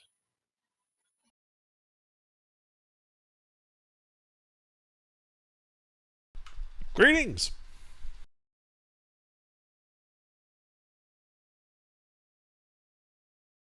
This gnoll does not respond. It merely stares at you with its yellow eyes. I say greetings again, except this time in Draconic.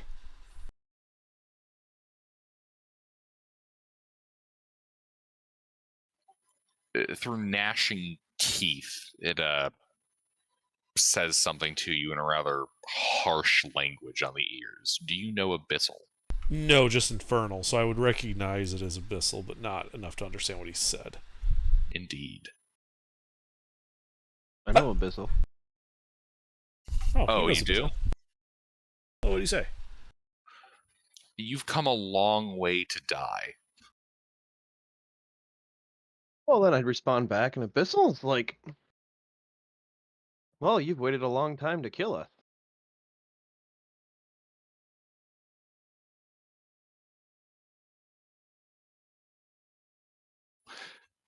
The gnoll regards his forces that have surrounded you. I like our odds. As he sits up from his throne of garbage. Roll initiative.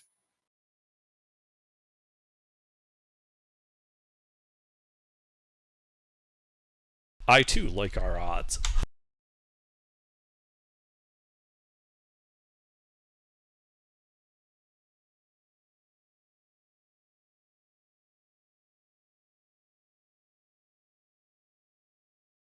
So, Under, you know that thing that I did on Friday with the backpack? I have one of those as well.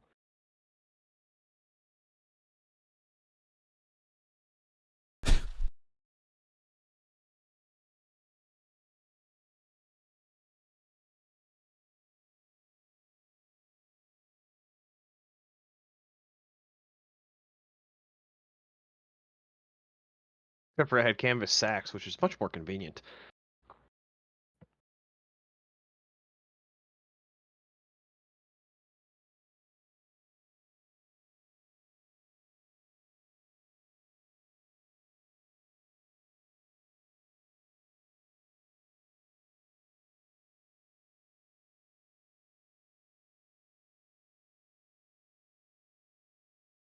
Alrighty.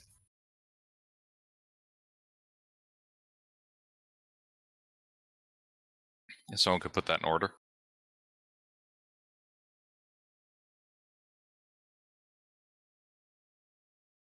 But Gilbert, you didn't specify what order. Oh no! In the correct Alphabetical order coming up. In the correct order that Gilbert will be satisfied with, unless you wish to incur the DM's wrath.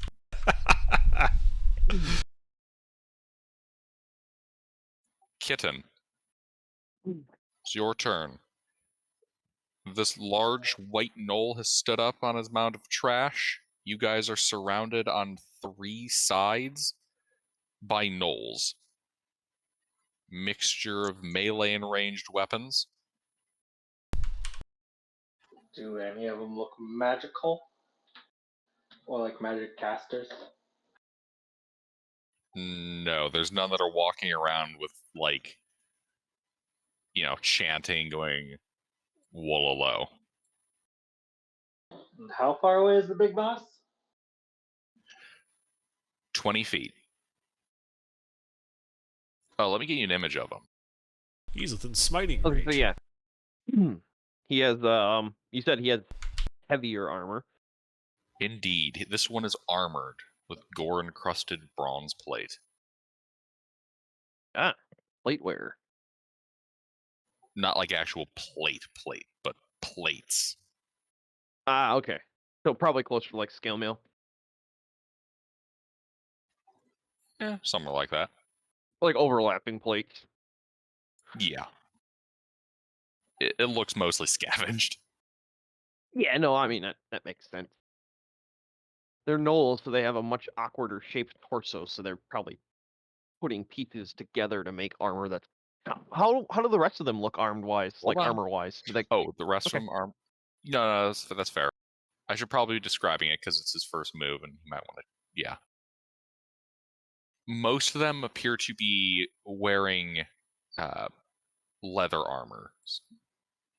Most of it is all salvaged, but the most comparable equivalent looks to be like studded leather.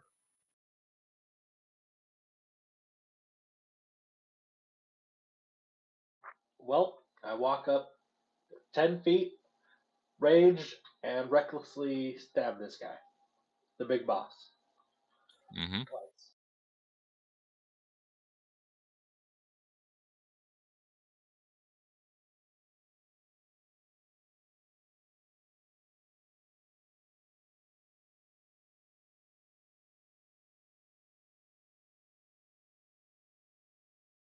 Two hits. 2 hits.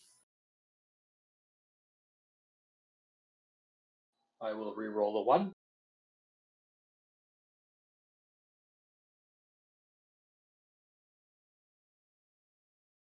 And get a 2.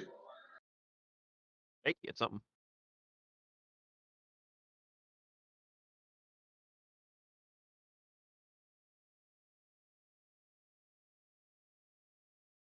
All I can think of now that I know Kitten's using basically a bone tail rapier is the Spider-Man bone saw is ready, but instead bone Alrighty. tail. Bone Anything tail else, is Kitten? ready. No, that's it. All right, Nash. So let's kill some gnolls, huh? Indeed. Surrounded on Uh, 3 sides, 20 feet away on each side. Hordes of 20 or so gnolls and this big boy. I want the big boy. Bonus action, age. And then we're gonna go talk to him. The old man has got to give him a stern talking to. Now listen here, young man.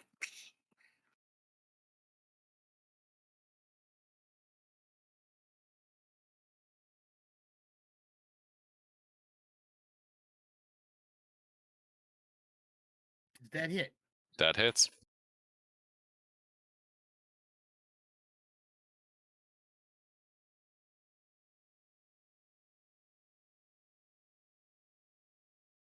Nine points of magical piercing damage.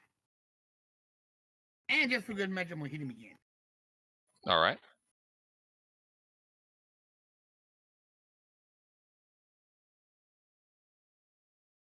Well, one time is good, but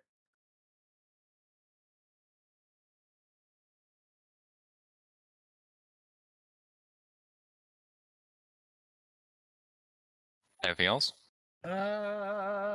no, that's it. That's it.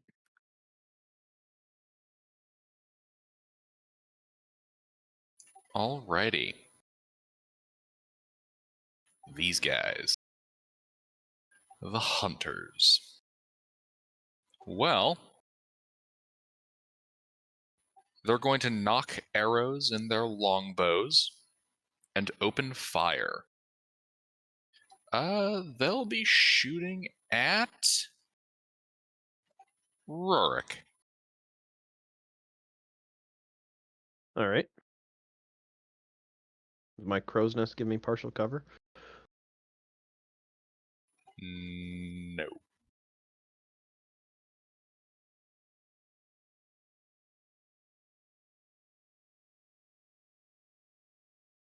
I specified a crow's nest, not a flat platform.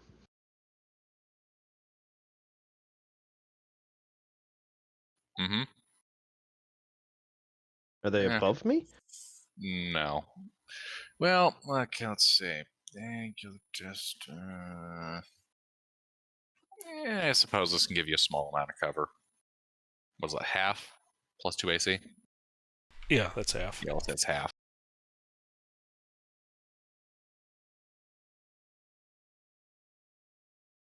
All right.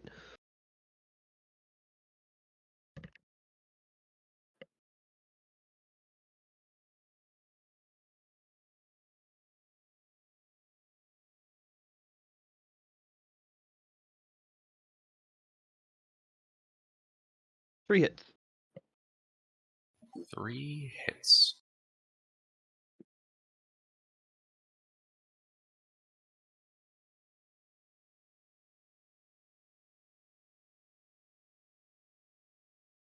Seven, 6, and 10 points of piercing damage All right. as their arrows strike you. Let's see, that's 6. 2 more are going to take shots at Interven. Okay. I was up there negotiating with Rick with him because we were both talking to the head guy. All right. Just for reference of where we were in the wagon, because we didn't really specify where we were. Yeah, fair enough.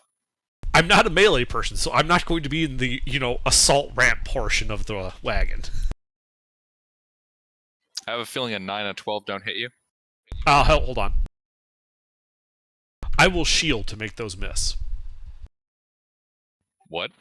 My base AC is 8. So with shield, it's 13. Already.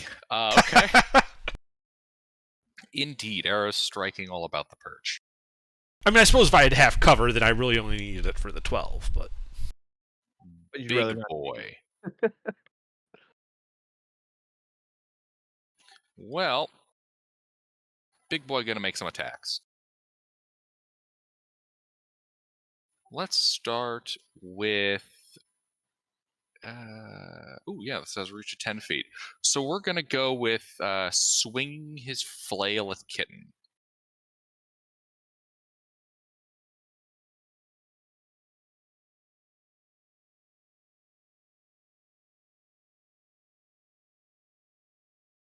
Uh, 26, a 13, and a 15, Kitten. All right. I need. Well, if I roll an 8, I can block the 26.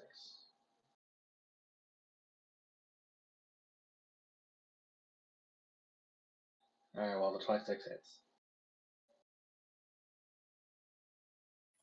15 points of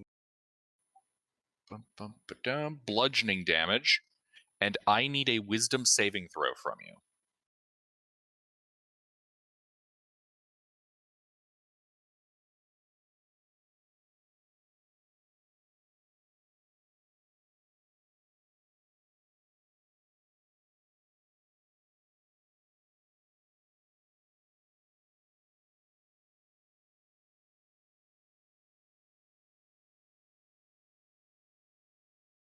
All right, that fails.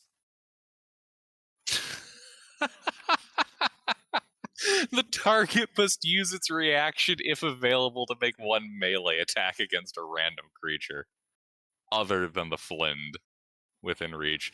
If there's no creature within reach, the target instead moves half its speed in a random direction. But he used his reaction. Yep, Yeah. that's why I'm laughing.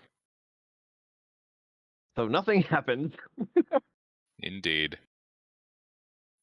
Oh, okay. Apparently, this is just all Gilbert does shit. My apologies while I play with my tabletop wargame miniatures.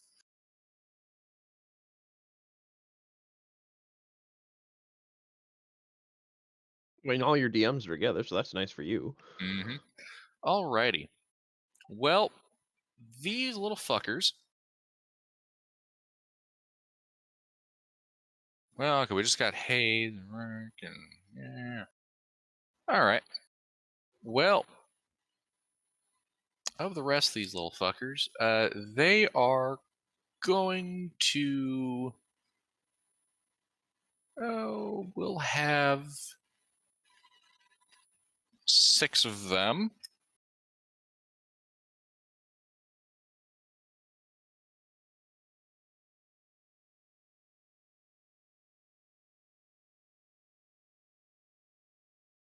Yeah, we'll have 6 of them. Run up onto the cart and begin trying to climb it so they can get up to you, Intervin, and you, Rourke. The other 6, they are going to run over and surround Kitten and Nash. How many are on the cart? It is 6. Okay.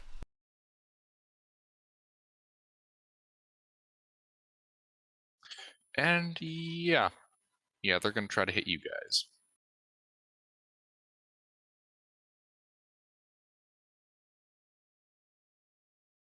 So we'll go 3 on Kitten, 3 on Nash.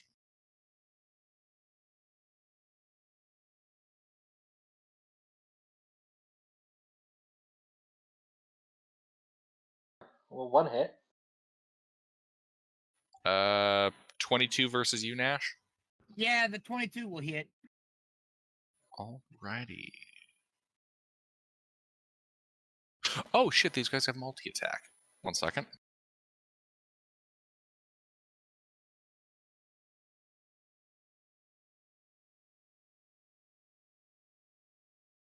Alright, so it's a 14 slashing from this glaive on Kitten.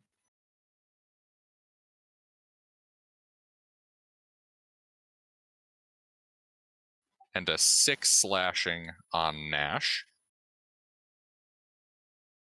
So all I get hit with is 6? Shit. Hold on. They have Forgot- multi-attack, so there's yeah, I no forgot round to of run the attacks. multi when I was looking over.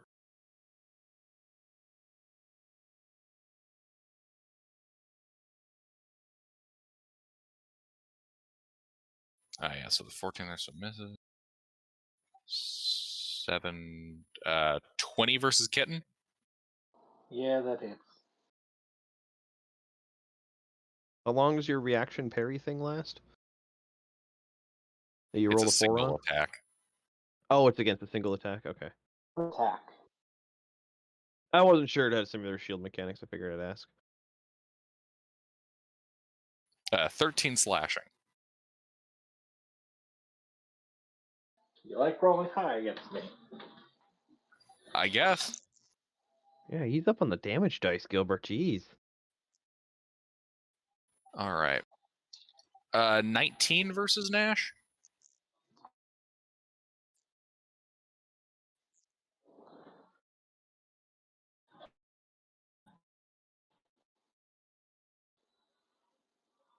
Nash. Wow. 19. No. Alright. Get in your hot mic and just so you know. That is the schmucks. Alright.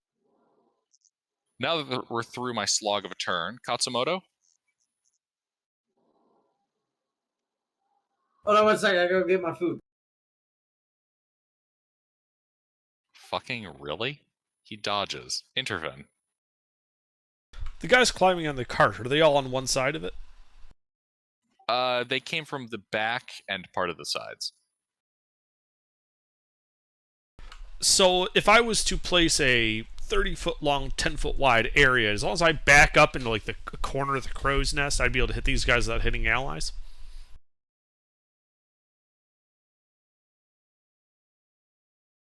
A 30 by 10 rectangle.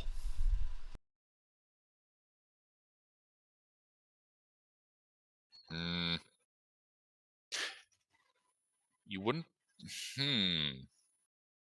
Now that's some fucky angles right here. Yep. You'd be able to get them. I don't. Yeah, looking at the dimensions here, you would be catching Rourke though. What is it? Deck save. Fine. Okay. Because it's 30 feet long, is it possible to slide it over to also hit some of the longbowmen as well? Keep that angle and just kind of slide it along the neutral axis so that I can possibly clip some of the longbowmen with this area. Since it's 30 feet long, and I probably don't need the whole length of it for the guys on the cart.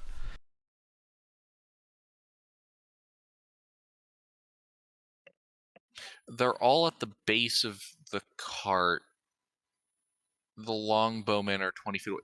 You would not be able to hit longbowmen and the guys climbing up the cart. Besides the guys climbing up the cart, is there anybody else I could get in range? Just sliding that back and forth to try to line it up on that area of effect?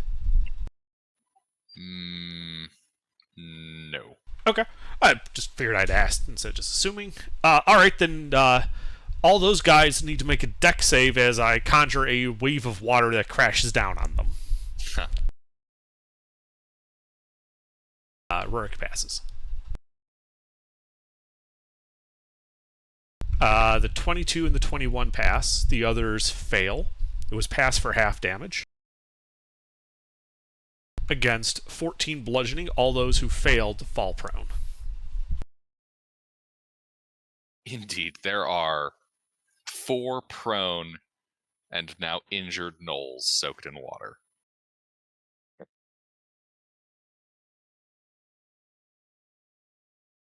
Anything else? We have like a lip around this, like almost like I forget what they call it. But there's like a wall, like a side wall, so you don't fall off the end, right? Yep. Is it possible? Is it high enough for me to duck down and get full cover from the ranged attacks? Yeah, it'd be like 3 feet tall. It's a crow's nest. I know I'll lose line of sight on them, but that's okay with me. I duck down for full cover against ranged attacks.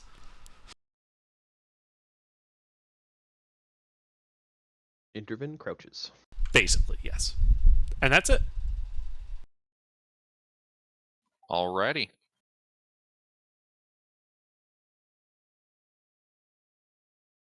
Rourke. Well, I'd like to use my new toys and shoot the big guy. Paralysis dart with the dart rifle.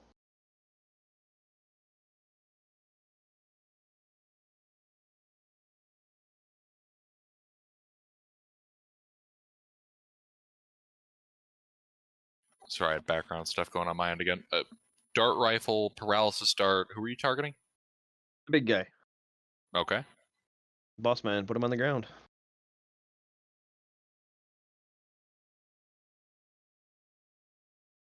Almost a crit.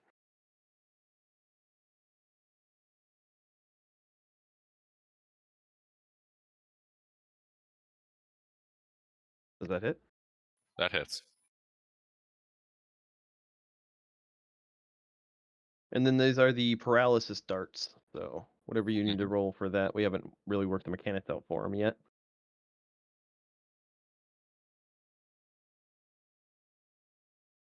So 14 poison damage, and I'm assuming whatever mechanic you have for those mushrooms. Mm-hmm.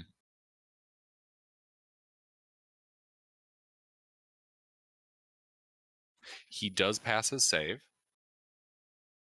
They're DC 15s. Okay. I'll add that on my notes.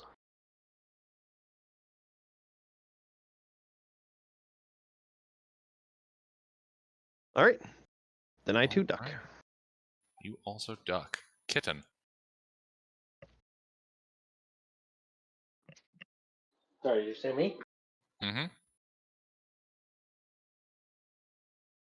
Well, I continue stabbing big guy.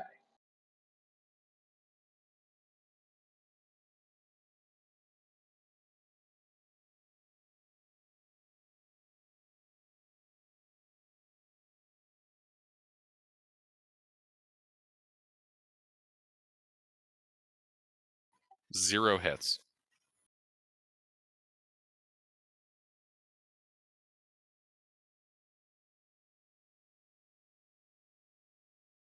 Getting battered all around me. So it messed with me. Indeed.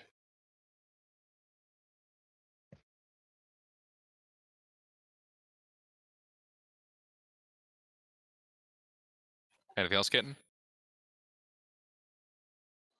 No. Nash. Well, fuck nuts. I don't have anything.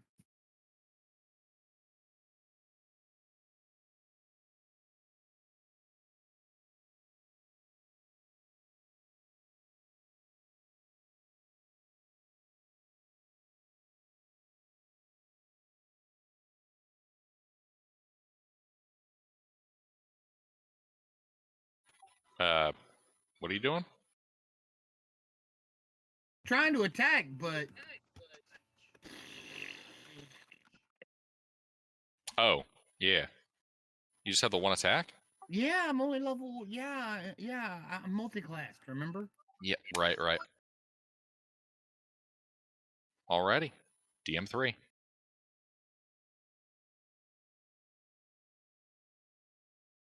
Well, the squishy folks ducked for cover. Yeah.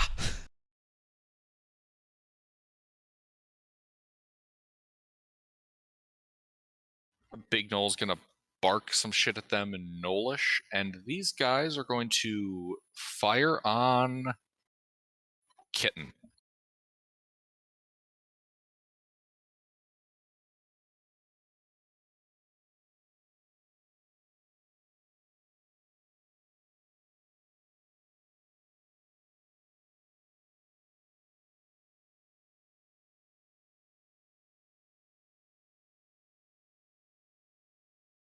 Uh, 22, 22, 19.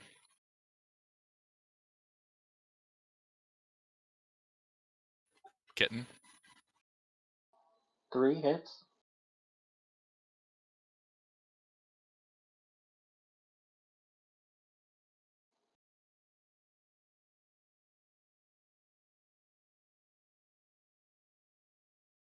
Eight, 5, and 5 piercing.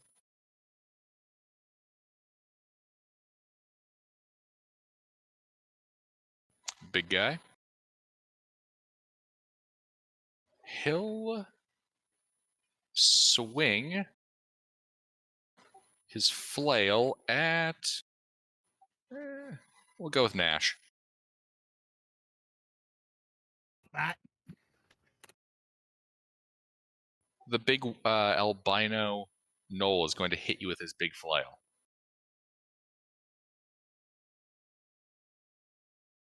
14, 12, 20. One hit. Alrighty. 20. Do me a favor and pass me a Constitution saving throw.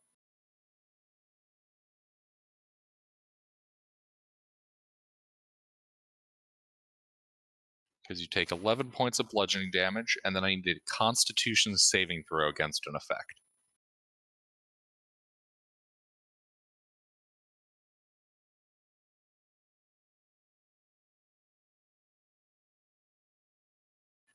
That fails. You are paralyzed.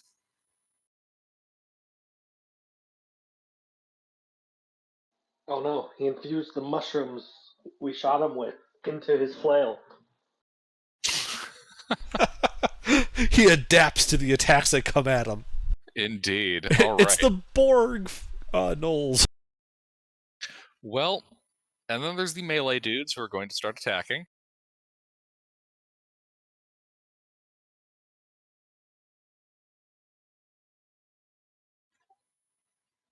Paralyzed. Goddamn. Okay. We'll start with Nash.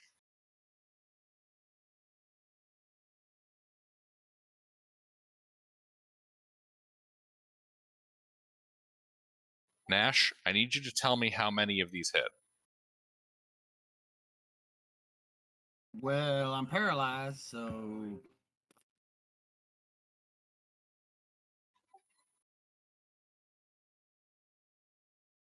4. 4 hits. Any creature that's hit with a critical hit, 5 hit critical hit. Okay. So 4 crits.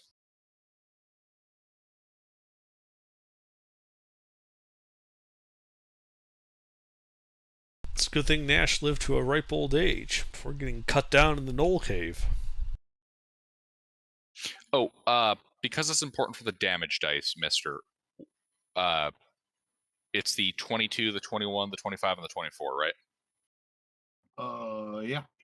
Okay.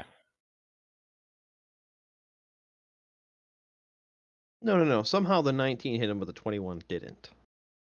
I want to make certain just because they have two different attacks that they're doing here. Okay.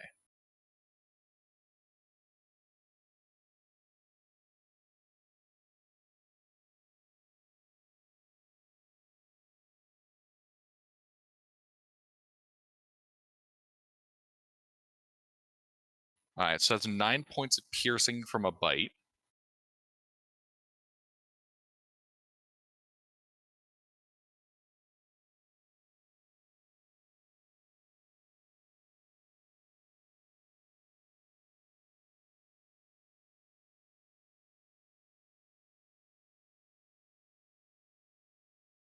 And then 13, 13, 10 slashing from a trio of glaive strikes.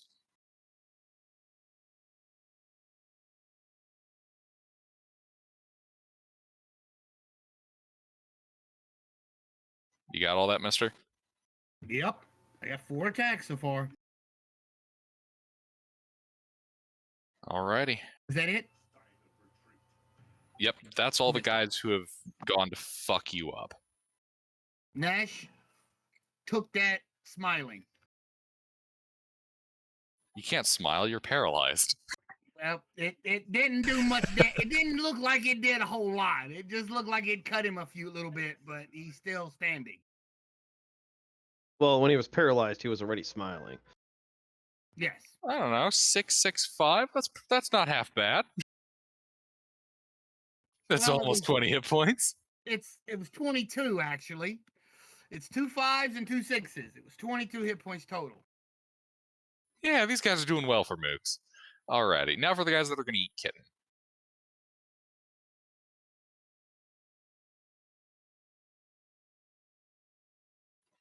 21, 19, 19.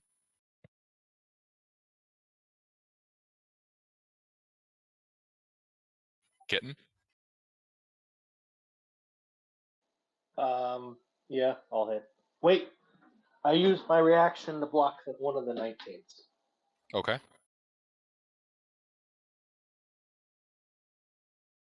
So 2 hits. Oh, you just had to get that 1 to your armor class? Yeah. My AC is 19.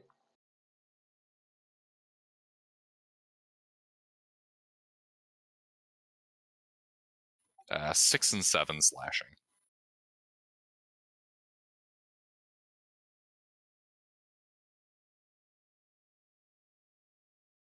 Alrighty. Katsumoto? Hayes? Hayes? God, you always say my name when I'm one step away. Yes. What? It's your turn. I hit him. Who with what? Hold on. Is this a melee dude or a range dude that you have? Melee. Okay. So, there are a group of prone gnolls surrounding your cart who are trying to scale up there so they could murder, intervene, and Rourke. Then there's a group of gnolls that have surrounded Kitten and Nash as they fight the gnoll leader. Which of those two groups would you like to be attacking? Do I have advantage on prone ones? Yes. I hit a prone one. Alrighty. You get multi-attack, right? What? You have multi-attack? Multi-attack? Yeah. I don't know what that is. Are you a fighter? Yeah. Are you 5th level at minimum? Yeah. You have multi-attack, so you can make 2 attacks. Yeah. All right. I want to. I'm gonna hit him.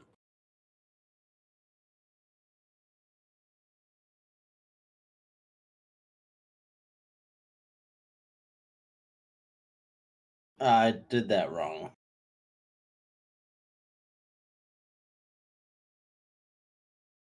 I got an H. Looks like it'd only be 13. A 13. That is enough to hit one of the prone guys. Okay.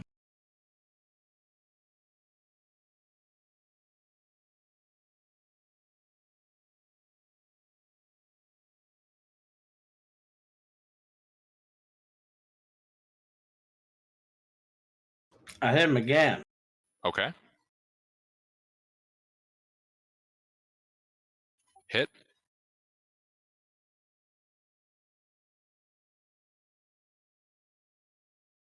He is near death. I hit him again.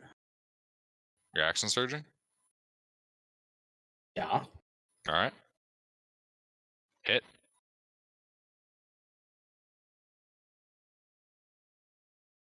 He is dead. You beat his skull in. I hit another one.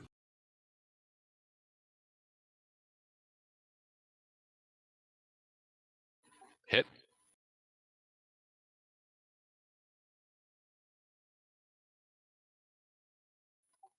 All right.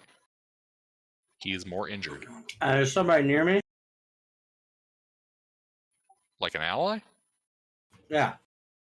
No. Your closest ally would be Intervin and or Rurik, who are about 20 feet above you in the crow's nest of the cart. Oh, okay. Anything else? No. All right.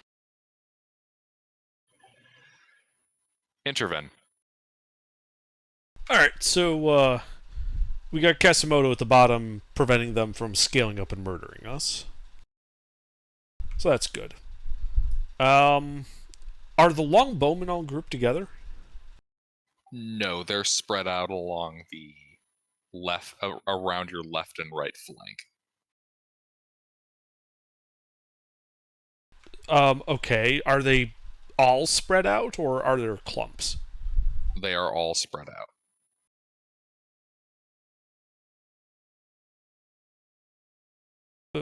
Very well, then. I will look over the edge of the crow's nest. How far to one of them? 30 feet. And from that guy to the other one, how far is it to the closest other longbowman? What's the spacing? 20 feet. Okay. Oh well. I will cast Magic Missile at that guy. Okay.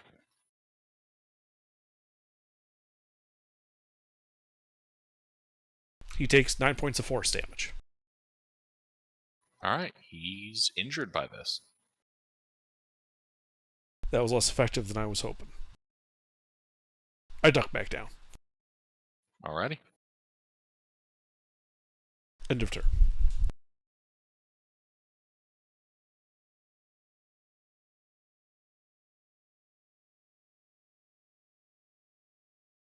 Rourke. Rinse and repeat. Aim a shot at the big guy, firing the paralysis darts at him. Hit.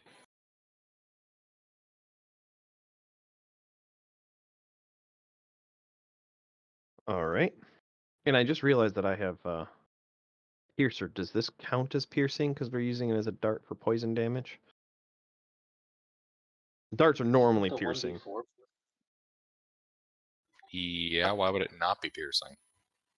It's a I dart. wasn't sure because we changed the damage type. So, but then I will re-roll d4. Change the damage type? Because well, I have it changed in the sheet to be poison to remind me that they're paralysis darts. They're not regular darts.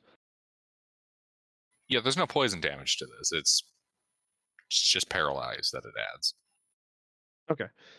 All right. 22 piercing to the big guy. All right. And he's got to Con make the save. con save. If he fails, it's going to be funny.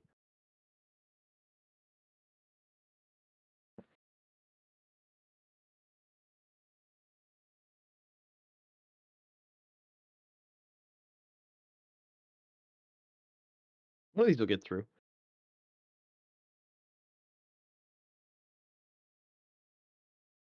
There's got to be a cumulative effect of having a bunch of these things stuck in you. Nope, that's not how poison works. I know. Kitten? Stab, stab.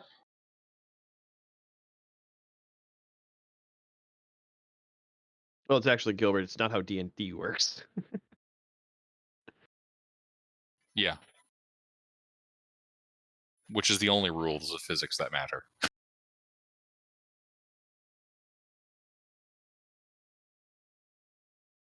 So one hit. One hit.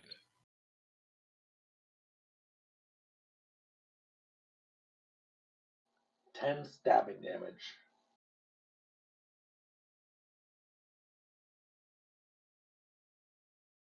Alrighty. Anything else?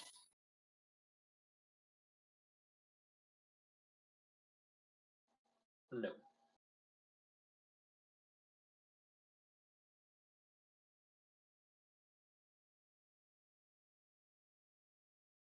Alright.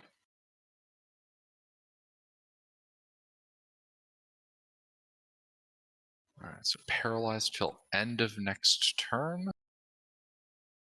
So Nash is paralyzed, but is no longer paralyzed at the end of Nash's turn. Okay. Archers. Rourke and Intervin. You guys both ducked back down, right? Yes. Yep. Alright. They do some stuff. The rest of you see them knock arrows and point up top. This guy.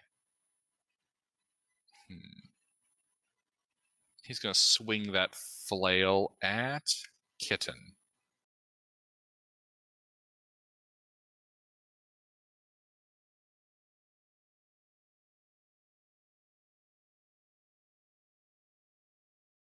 Uh, 14, 18, 18, Kitten. They all miss. I don't even need the block.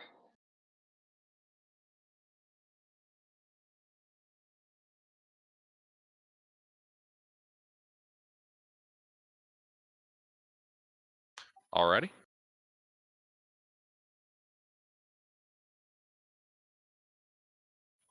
DM2.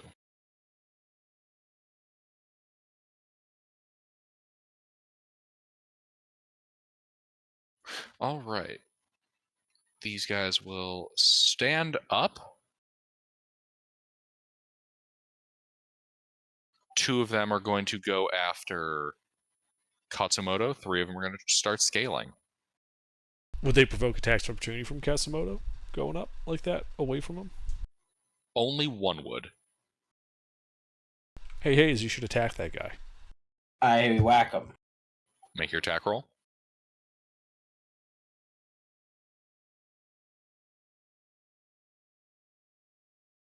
Hit.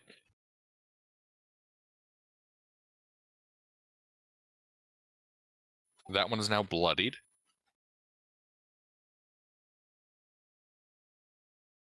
And we got the guys that passed.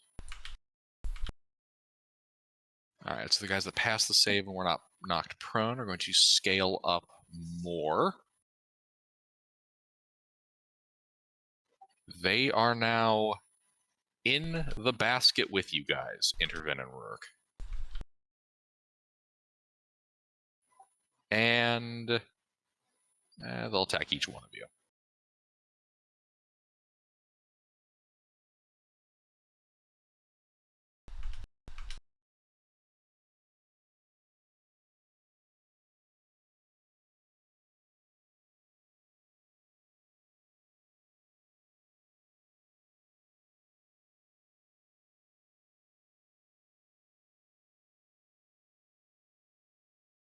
So here's yours, Intervin. 10 and a 23. I will reaction shield the 10 and then get hit by the 23. Alright. I think that's so funny. Reaction Apparently, he shielding on barely 10. gets you with the glaive. 4 points of slashing, Intervin. Other guy's going to go for. These guys are medium-sized creatures, right? Yep. So the crow's nest is basically full with the 4 of us up here. Yep. Okay. I thought it was full with the 2 of us. I figured it was like a 10 by 10 platform. Oh no, it would have been at most a 5-foot square, a little bit more. Comfortable for 2 people to stand up here. I was trying to go quickly.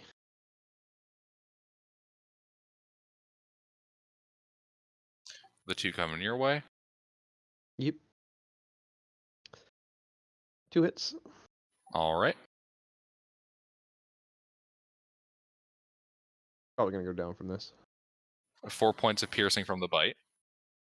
All right. He's down. Still up. Nope, I'm still up. 17 points of slashing. That downs me.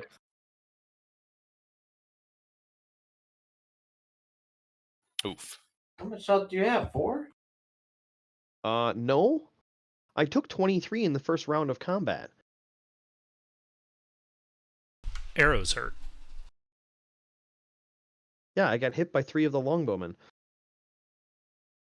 And the gaggle fuck that can get haze. These 2 are going to go after haze. 2 is a gaggle fuck. No, in my notes, the group that's currently attacking the wagon cluster is group gaggle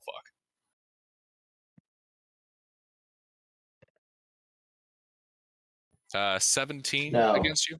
Alrighty. They fail to murder you. All right.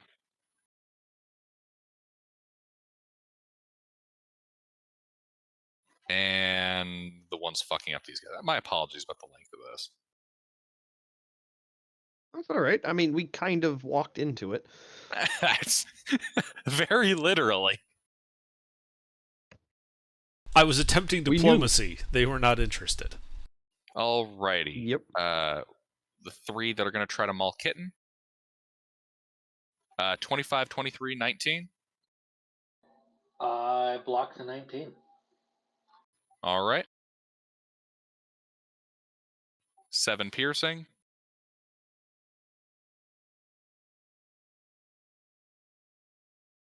4 slashing.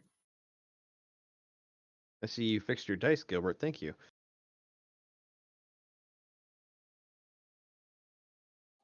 All right, I am officially bloodied.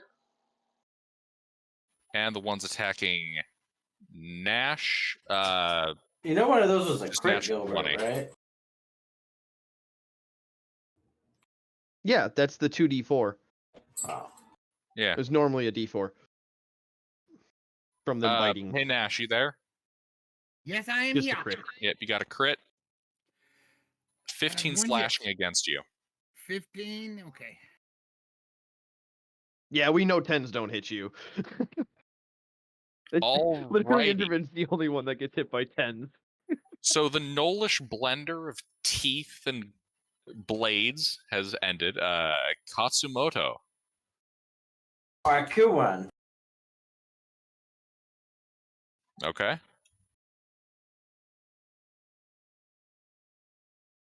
Why are you attacking at advantage? Well, it doesn't matter. Fine. 9, it's still the same number. That's true. No one's prone. This guy's bloodied. And you claim I have no advantage? Yes. Well, I'm going to fix that. How many are left? Fighting spirit. How many gnolls? Like next to me. Oh, next to you? 2.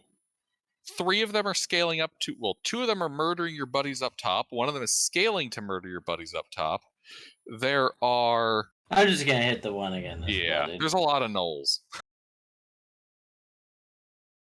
I mean, like I said, we literally walked into this. The NPC even fucking warned you. Is he dead now?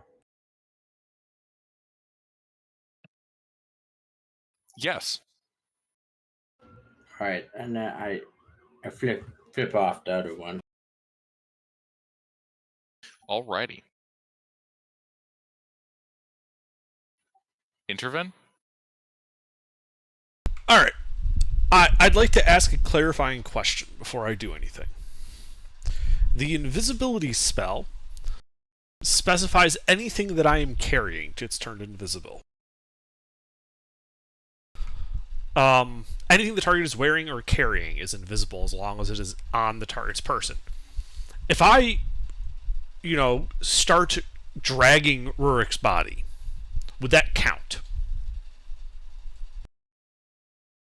as being carried by me?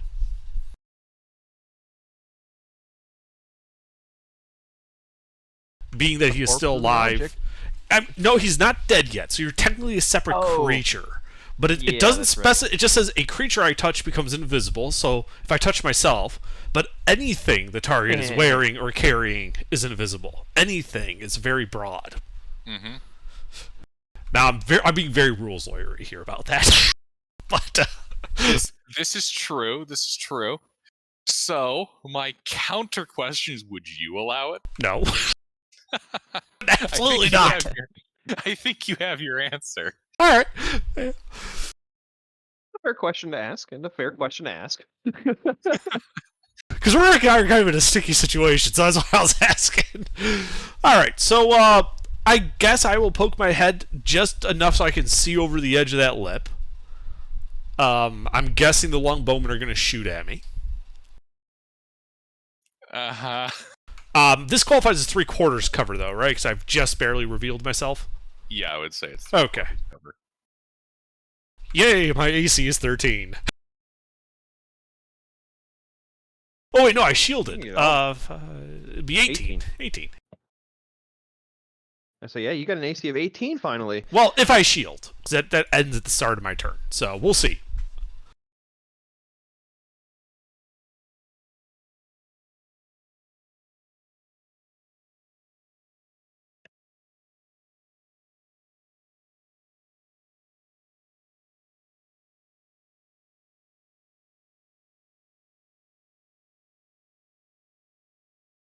I will shield. That will block the two 14s and the 13. The 19 and 24 both hit, though. Alrighty.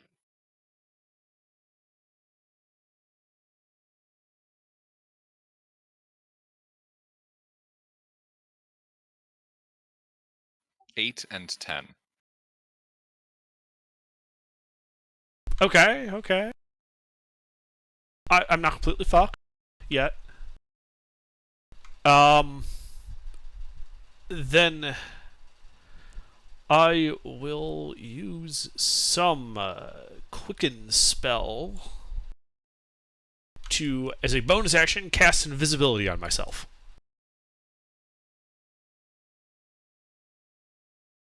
I will then climb down the other end of the cart away from the gnolls.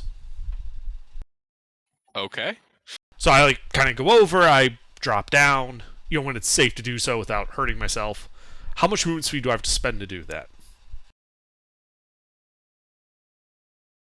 To get to the ground.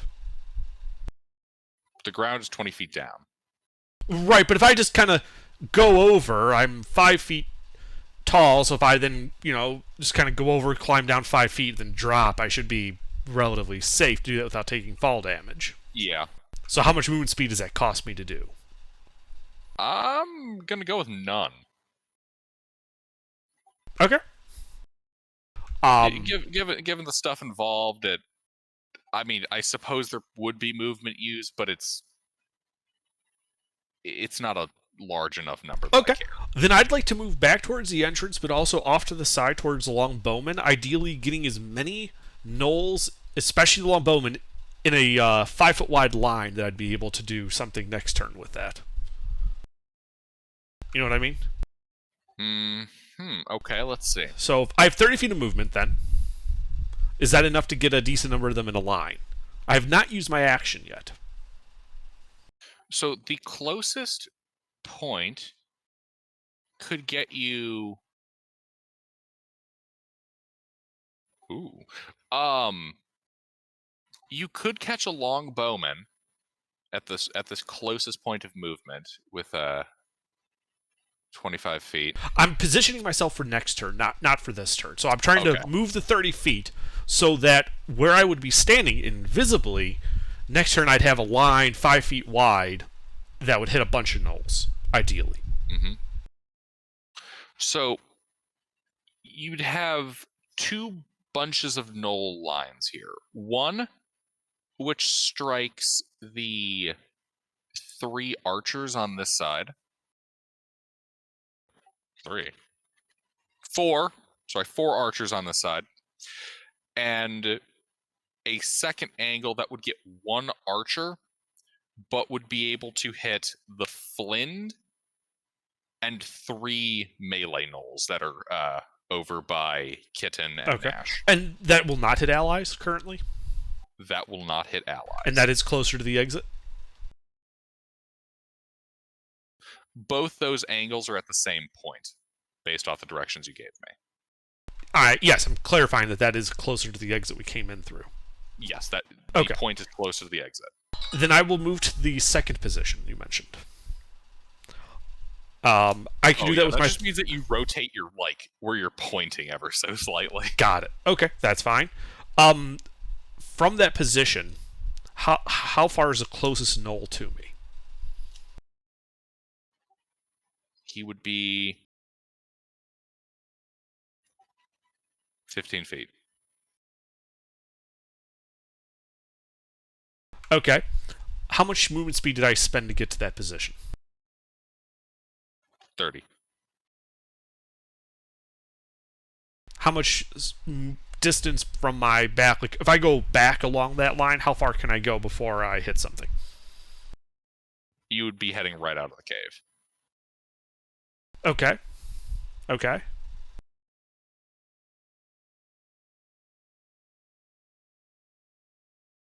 Then on this turn, I will take the dash action and back up an additional 30 feet along that line. So that the Flind should be, 80 feet from me now?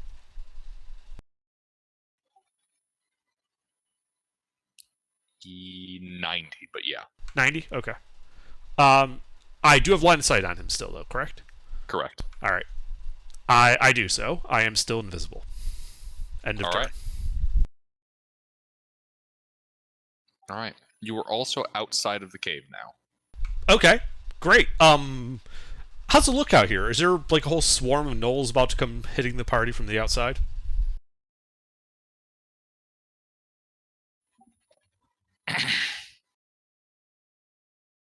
Yeah. How many? Well, there's the assorted 20 in the hunting blinds, and then you hear a lot of hooting and hollering. Okay. Up around the depression. Yeah. Then that's not the end of my turn then. Anything actually, I don't think there's anything I can do about that. Never mind, it is the end of my turn. Okay.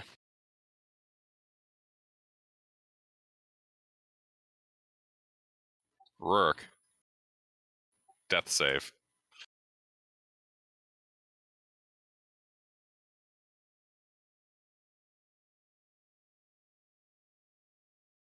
That's good.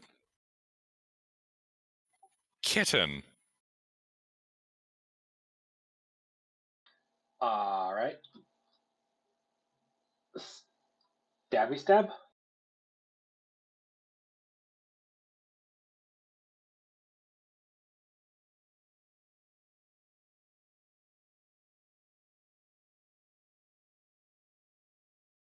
One hit. Wait, have you been attacking recklessly this whole time? Yeah.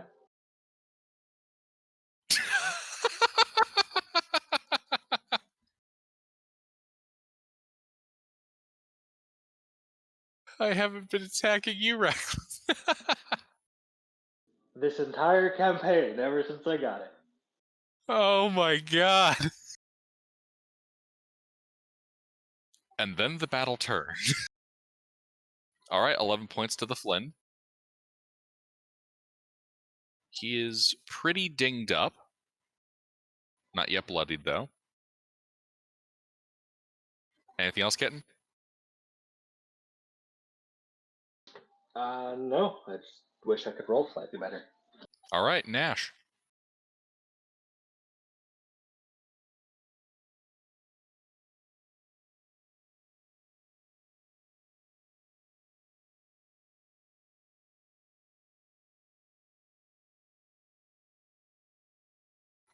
Nash? Alrighty. I guess I'm gonna try to attack somebody. I mean, they've been beating on me this whole time, so I'm gonna try to return the favor. Ooh, I don't want to know what they were doing to you, sicko. I mean, that's They're really attracted to his old meat. You know how it is. I mean, yeah. That old man, you know. Nash?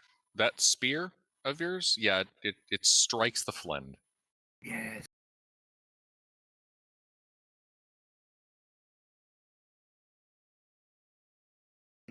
Ten points of magical piercing.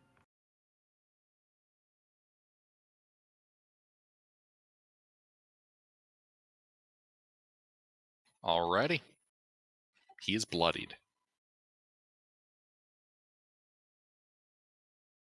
Anything else, Nash?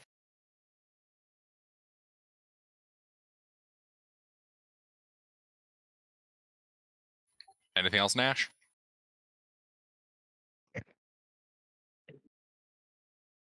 Anything else, Nash? Say again? Are you doing anything else? I can't do anything else. Okay.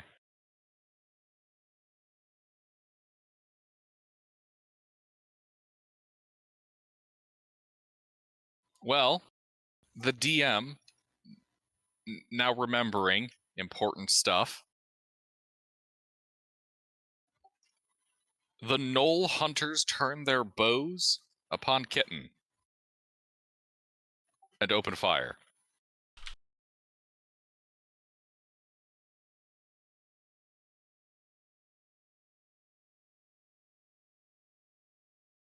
Kitten?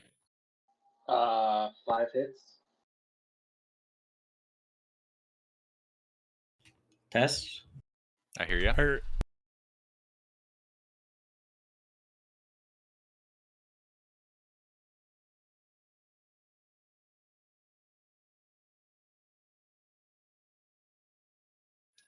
9, 8, 5, 3, 10 piercing.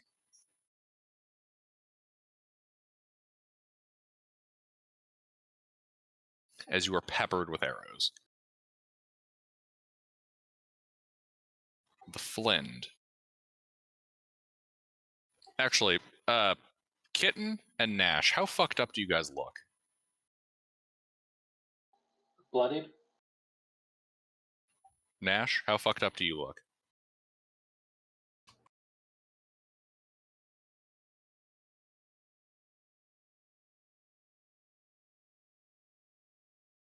Alright. Well, this Flynn here is going to fling his flail. We'll go with two Kitten, 1 Nash.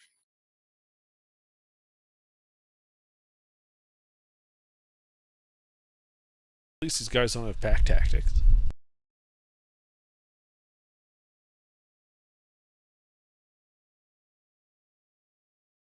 Well, the 28 definitely hits Kitten.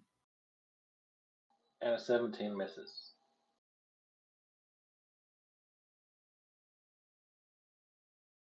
14 points of bludgeoning, Kitten. And I need a wisdom. I'm sorry, no. Oh! Interesting. Okay.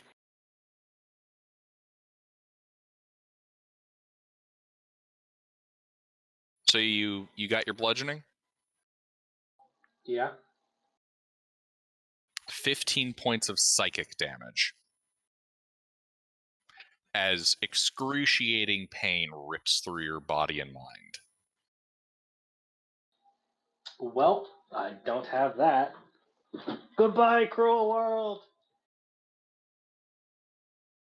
Kitten's down. Yeah. Oh, fuck. Okay.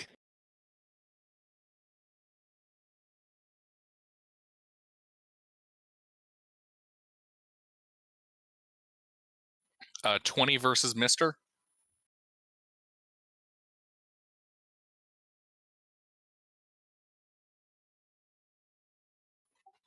Mister. What? 20. That's the only hit. Constitution saving throw. Fuck again, god damn it.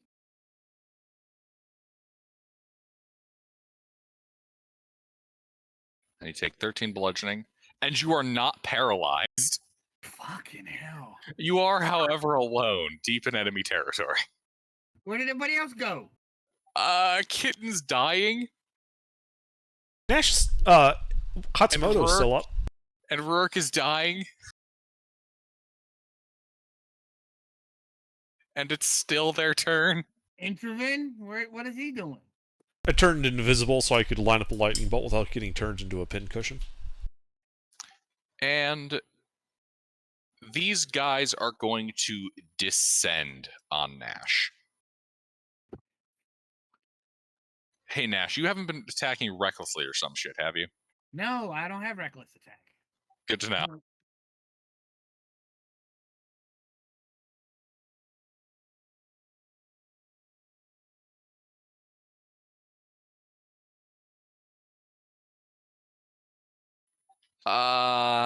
Let's see. One hit, 2 hits. 24, 19, Nope, 2 hits. 21. Damn, what's your armor class? 19? 20. Shit. Nice. All right.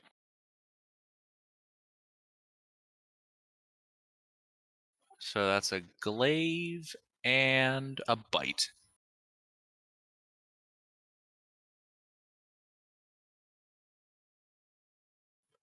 Four slashing.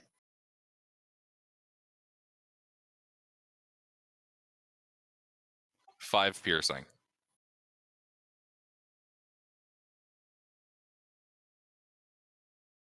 And the ones by Katsumoto. 1.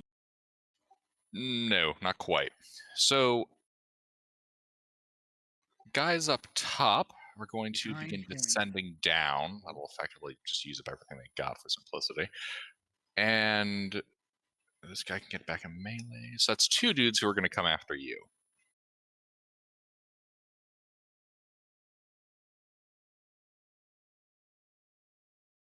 Uh, 21, 16, 14, 19. Katsumoto. Well, my armor class is 21. Okay, so that means that 1 attack hits.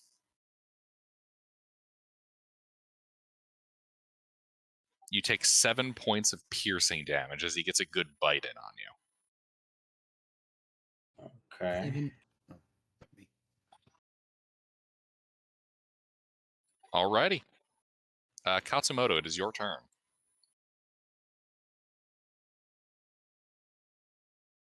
Okay. I kill him.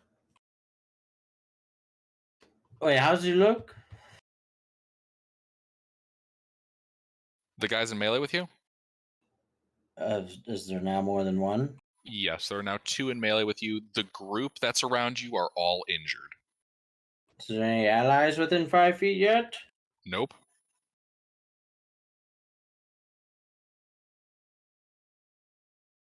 Okay. Isolated and alone. Naked and afraid? No, you're not naked. You have fucking plate mail. Yep, that hits a null. Okay, well, it's a trip attack.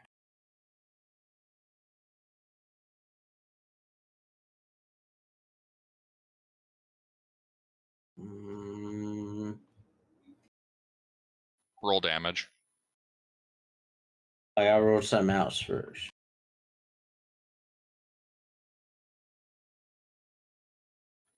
What's that? That's a trip attack. Hayes, you can just put that on the rest of your damage roll. Well, whatever. All right, so 14. No, I already added it.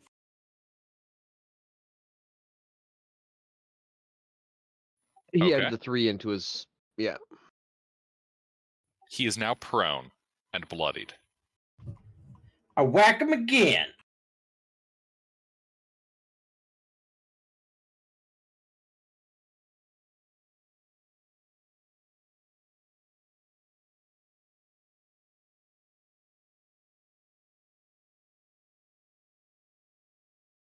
He's dead. He is in fact, yes, now dead, as you trip him and then cave his skull in. That's what he gets. Anything else? No. Intervin. All right, so I'm outside and I see those guys are still in their blind. Yes. How many of them? There are 20 gnolls around the depression in hunting blinds. 2 per blind. Distance and weapon? Longbows, distance to the closest, Yes. 120 feet.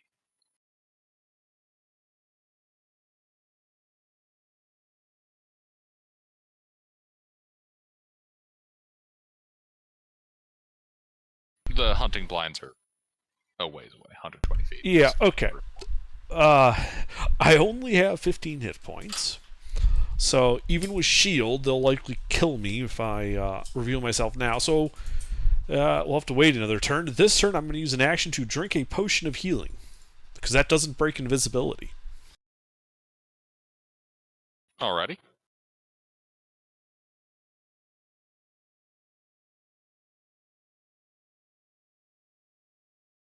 All right. I'm no longer bloodied. That's good. Let's see. So that was my action. I don't think I have a bonus action I can do this turn that would be helpful. Nope. Nothing I can do. End of turn. I'll have to wait for next turn to actually fire. You can't bonus action cast a wish. Nope. I'm out of sorcery points. Ah, bummer.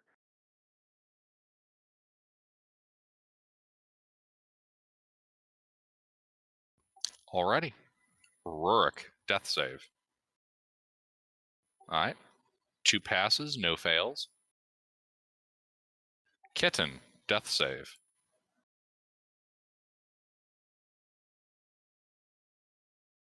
One fail.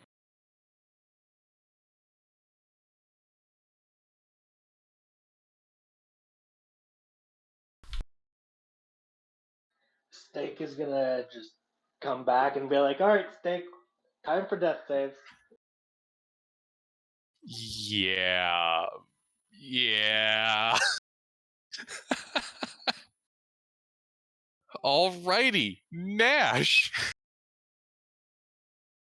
So are we vamoosing? Or are we staying to the bitter end? Well, Nash, you are currently surrounded. That's not that's yeah, no. I'm asking the question. I'm asking the party, not you. Grab Kitten Nash, get on the cart, Kasimoto's still there, and get that cart moving.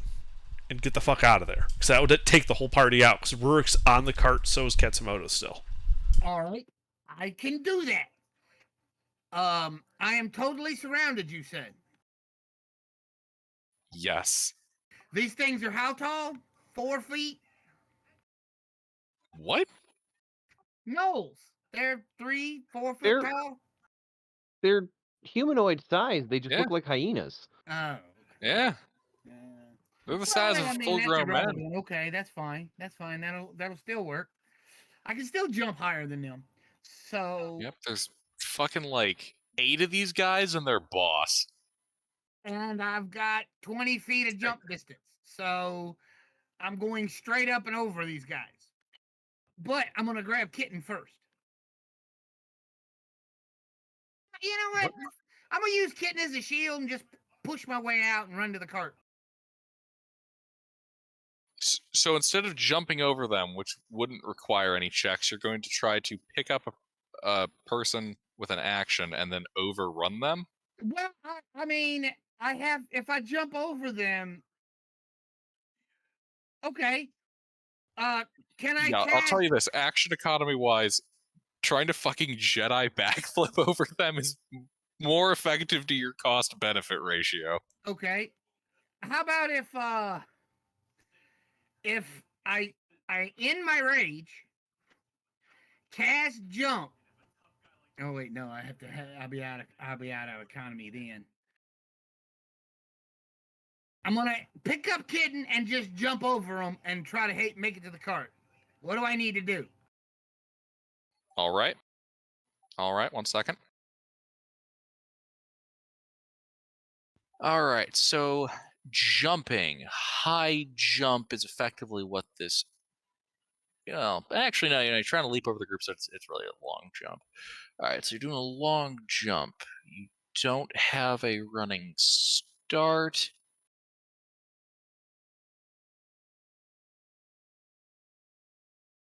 Right. I don't have a running start. So it's 3 feet plus my strength modifier, right? Uh-huh. So that'd be 7 feet. Huh?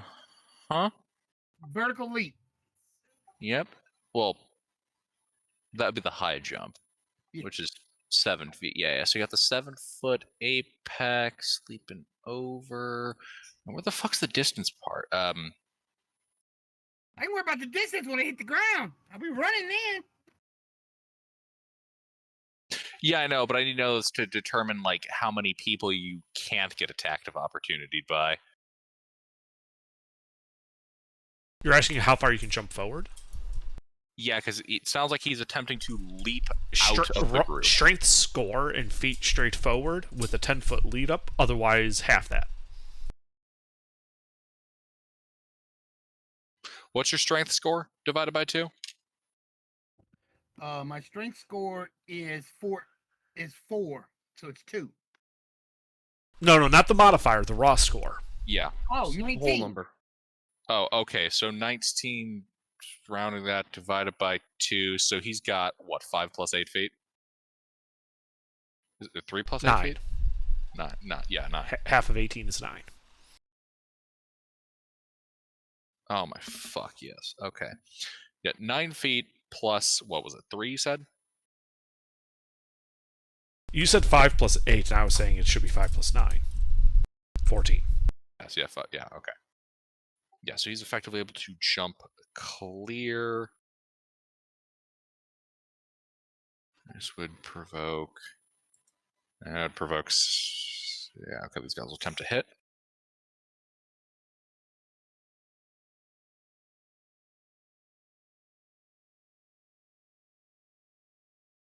All right, 3 of them are going to try to hit you in this process. 22. Okay.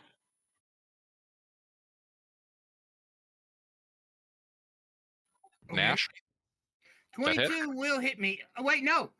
I can reaction shield.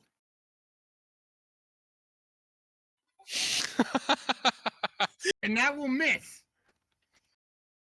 All right, you fucking grab Kitten, leap out of the crowd, are on the other side. Those guys have expended their reactions, and you're just running the rest of your movement speed away? Yeah, To to the your cart. To the cart. What's your full movement?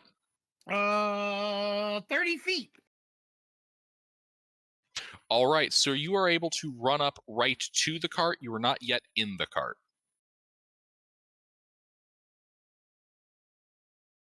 All right. Anything else, Nash? That should be enough. That should be enough. Okay.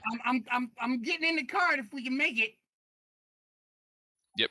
You've expended all your movement and are like at the cart, halfway up type deal. Like you're about to mount it. All right. These fuckers. The bowmen are going to open fire.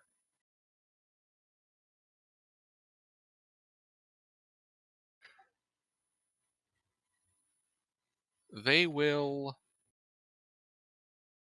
Well, they'll take shots at Nash. Well, 4 of them will take shots at Nash because he's at one side of the thing.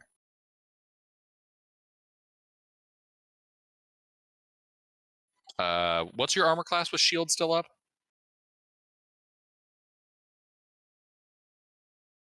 Nash? Only the crit. Huh? Yeah, I'm pretty sure. Yeah, only the crit would hit you. Yeah. Only the crit would hit. 10 points of piercing damage. Fuck. As I Okay. forgot to actually double it.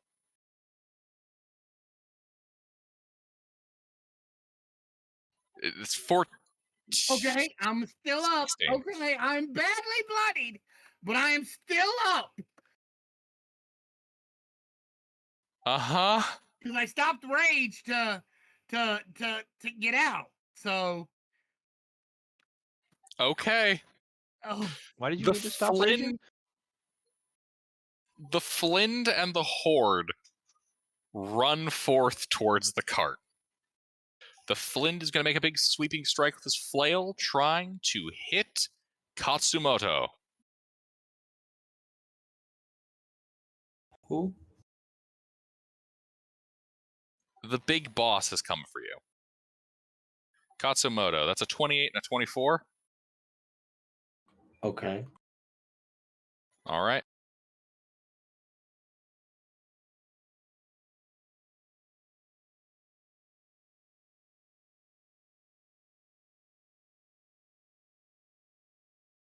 Nine points of bludgeoning. And an additional 21 points of psychic damage. what? The second flail does psychic damage, 3d10 of it, in addition to. Well, and if that hit me, I'm unconscious. Another 13 points of bludgeoning damage, Katsumoto. Oh, good. Wait, you're saying about so? What was the first type? Because I have heavy armor master.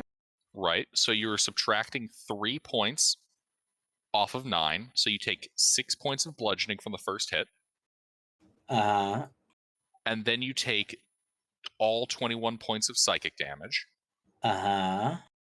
Then you take 10 points of bludgeoning. Remember, I leave you to do your reductions and resistances. But you're actually taking 10 points because he rolled a 13, so you take 10. And I need a Constitution saving throw from you.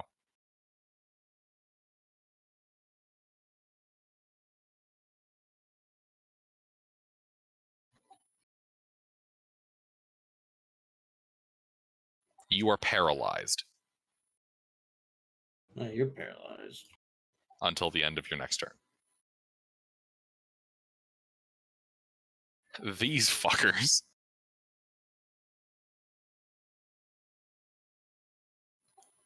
are going to swarm.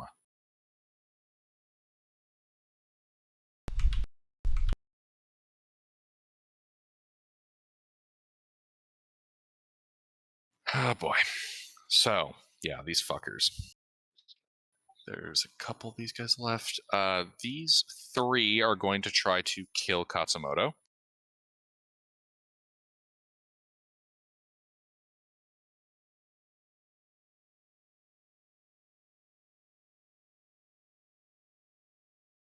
Katsumoto, your armor class is what? 2 of those hit. All right, they are both crits. What do you mean they're crits? You're paralyzed. Attacks within 5 feet of you are automatic crits. Long as they All hit. right. So that's a glaive and a glaive.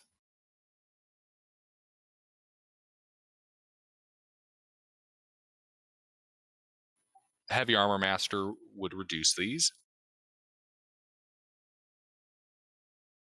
So you take 17 points of slashing and 8 points of slashing. Are you still up? Yeah. Alrighty.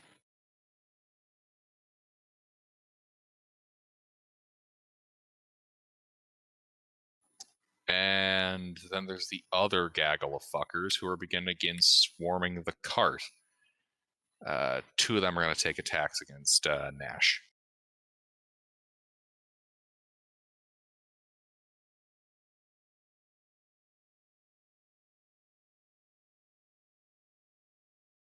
Uh, 24 Nash.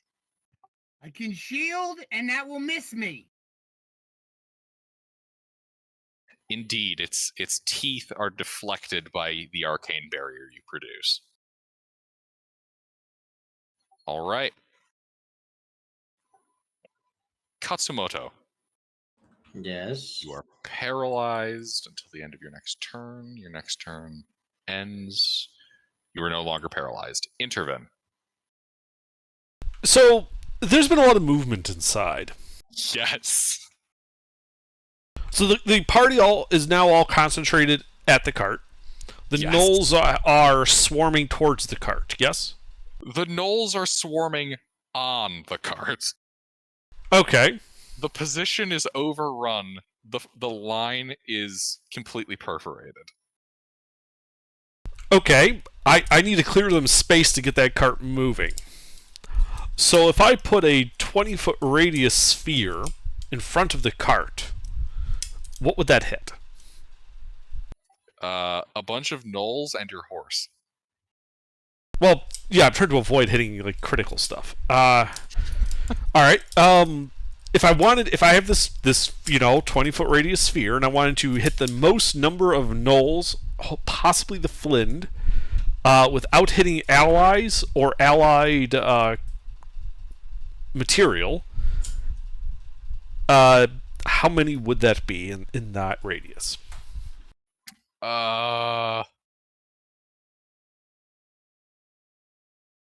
Let's see. You can air burst this shit. I can, yes. It's any point in range. 150-foot range. And fireball is a 20-foot sphere. Radius sphere. So 40-foot diameter.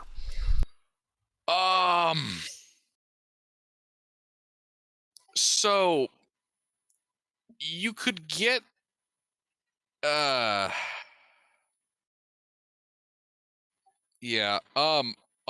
friendly fire, or I should say not hitting assets at minimum, is not possible with that dimension.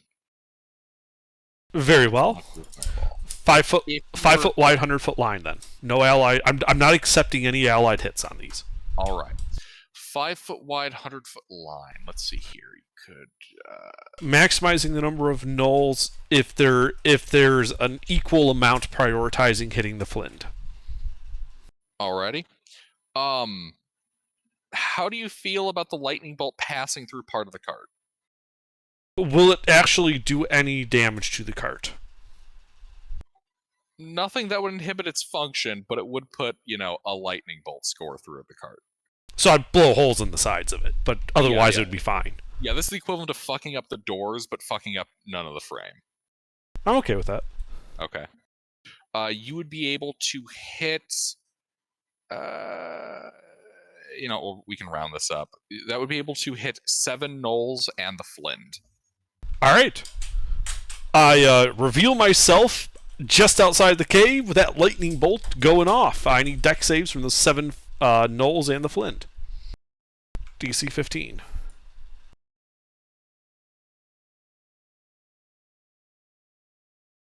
Four passes. Flind.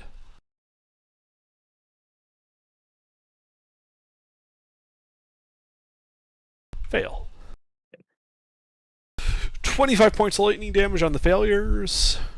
12 on the passes.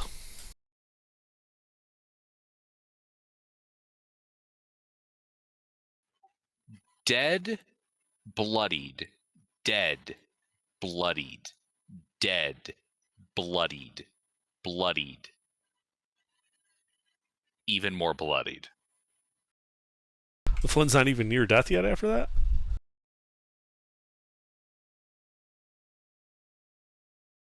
Damn. All right. Well, I suppose in terms of percentage, yes, he is actually at this point near death. Okay. So yes, percentage-wise, he is near death.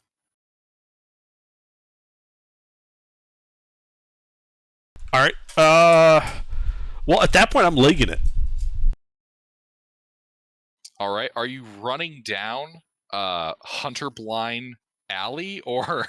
No, I'm. So I'm assuming this is like a cave in the side of a hill in this, and the blinds are all like.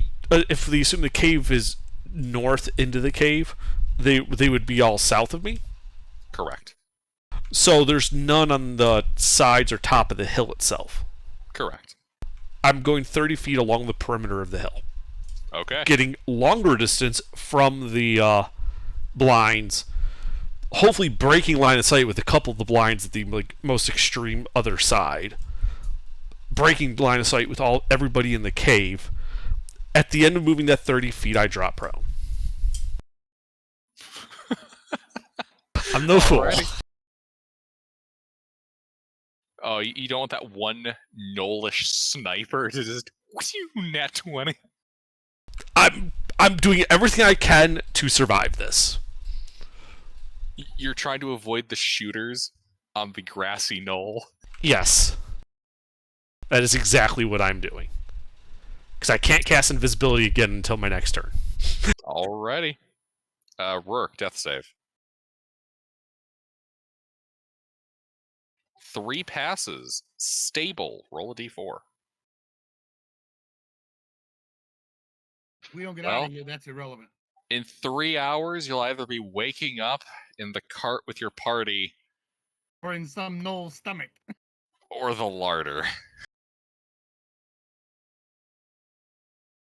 Alrighty, Kitten, death save. I'm taking off when it's my turn, Under, just so you know. You're good. Go. I've got alternate means of getting to you guys. You're fine. All right. Kitten has 2 failures. Oh, fuck.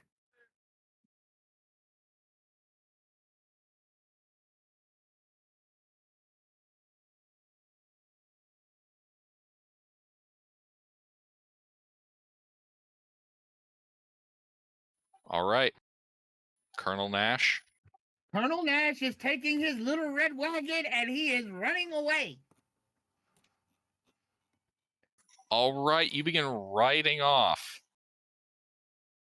I have no idea if this provokes attacks of opportunity from the people not on the cart. I don't care. I am going. No, I know. I'm checking mounted. 1 second.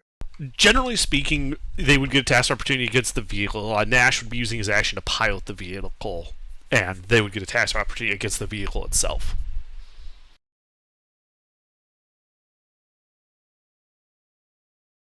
Alright. The damn thing's crit and knock a fucking wheel off or some shit. If they knock a wheel off, I'm just gonna run without. I'm gonna drag that motherfucker. Alright. Well, we let's have see here. spares now. They ain't changing a flat. Well, We're not some of the stopping in this neighborhood to change a flat. Some of the ones who aren't on the cart are going to try to grab onto the cart as it begins wheeling away.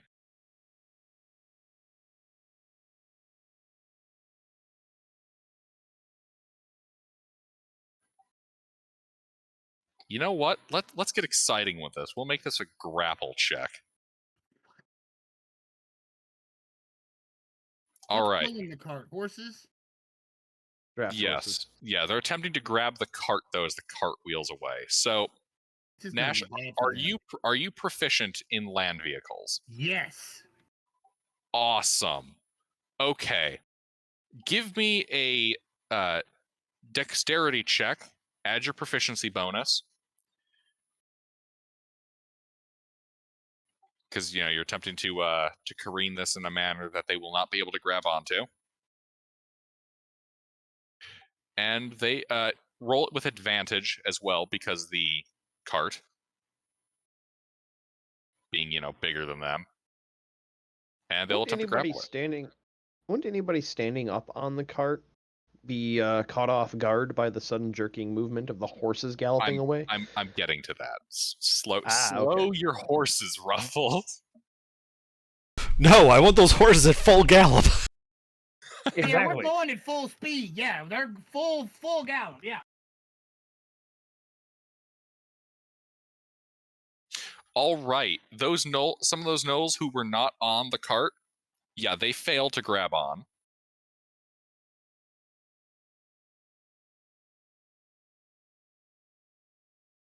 Then we got the gaggle fuck that's on it. Yeah, the fight that's going on with Katsumoto and like a couple of gnolls on the back of the cart. Yes. Katsumoto is now fighting gnolls on a moving cart. But he's All prone. right. So he has an easy time hanging on. Uh-huh. Well, he's paralyzed, so he just kind of fell into the perfect position. He was paralyzed, I should say. All right.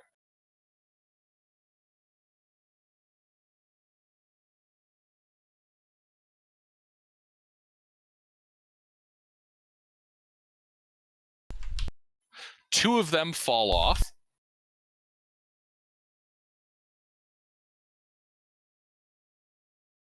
We have one last fucker. Is there anybody still alive on the cart besides me, or conscious? Katsumoto. Katsumoto. Katsumoto, Okay, he's Katsumoto, pretty good this health-wise. last guy is yours. All right.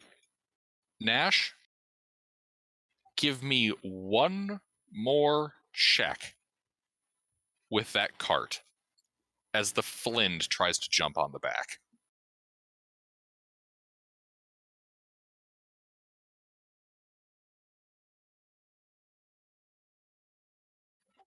You leave the Flind in the dust.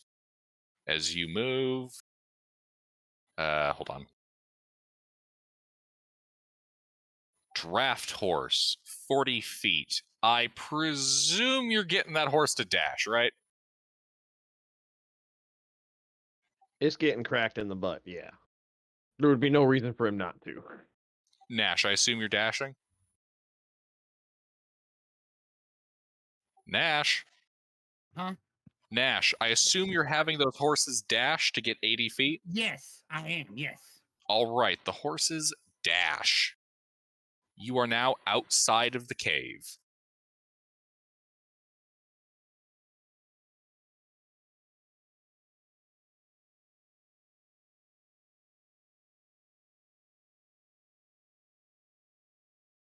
Yeah, I really hope the gnolls are stupid enough not to shoot the horses.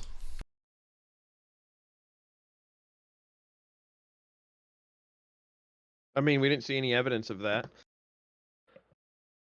The other wagons didn't have any dead horses. True.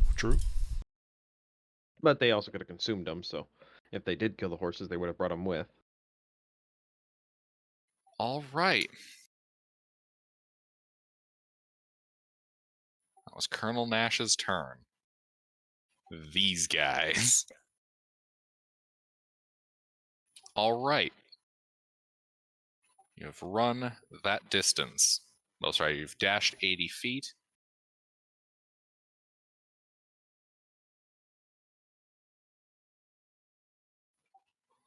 Let's start with the archers. All right, so these guys need to start shifting positions. God damn, this battle's getting big. Longbows. Oh, longbows have 150 foot. Okay, yeah, these guys will still be in range. That's why I dropped prone.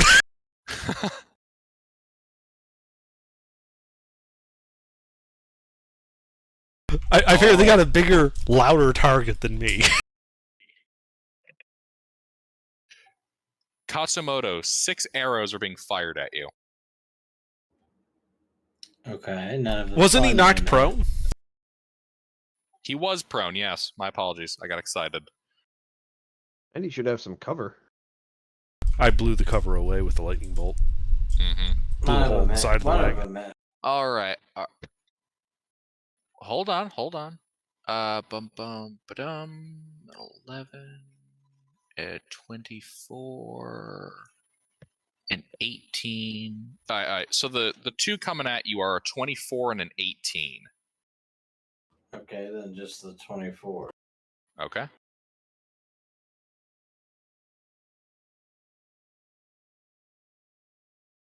Six points of piercing, reduced by 3. Uh-huh. So you take 3. And the other 2 are going to attempt to snipe the horse rider. They're going to try to kill you, Nash.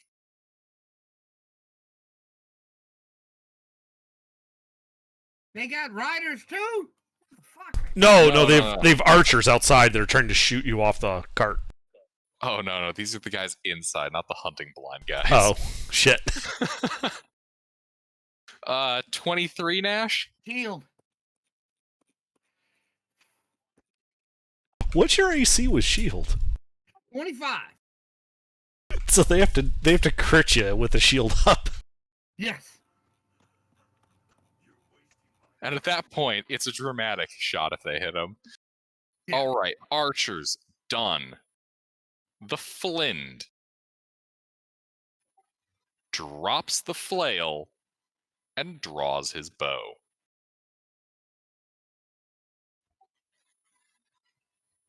Draws back and shoots. Taking shots at you, Nash. Okay, I'm gonna. Never mind. What? Shield. I'm on the galloping thing. It should be some kind of disadvantage to hit me. Holy hell! I'm hunkered down in a wagon. I mean, they already need to basically crit you to hit you. Mhm. Yeah, but he has a higher to hit. This is the Flynn now.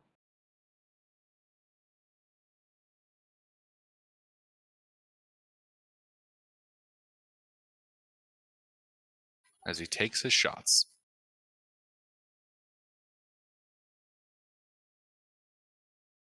Nope.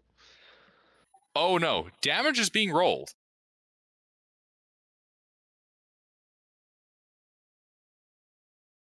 You said he was firing at Nash? Uh-huh. That he nat 1 though. As he hits a knoll. Ah! At a 24, I don't believe hits Nash. No. As it's deflected by the shield again. All right, the melee guys, who have no chance of getting into melee range except the ones on the cart. This gaggle of fuckers are going to try to kill Katsumoto. I thought there was only one on the cart. That's Now two. there's 3. 3. I thought there was I thought only 2 fell one. off of the 4 that were there. Yeah. Yep, nope, that was a fuck up on my part. You're correct. There are 2. There's been a And lot one of just got hit. changing positions I'm scribbling here, okay? You said And there one was just only took 5 one. damage. I told Katsumoto to take care of that last one. No, there's 2. You said 2. Okay. Yeah. Okay. There was 4 on the cart, 2 fell off. There should be 2 on the cart. He might have misspoke. I have been having to change a lot of people's positions. And now the chase scene. Alright, these guys are coming for Katsumoto. Fuck. Katsumoto, your armor class is, what, 21? Yeah. Alright, that's 1 hit.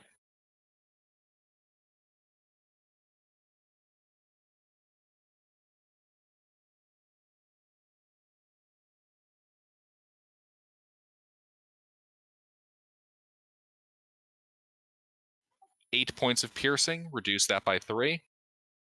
So 5 I'm points of piercing. sleep. Okay, you are bleeding out in the vehicle. Nash is the only one conscious in the cart.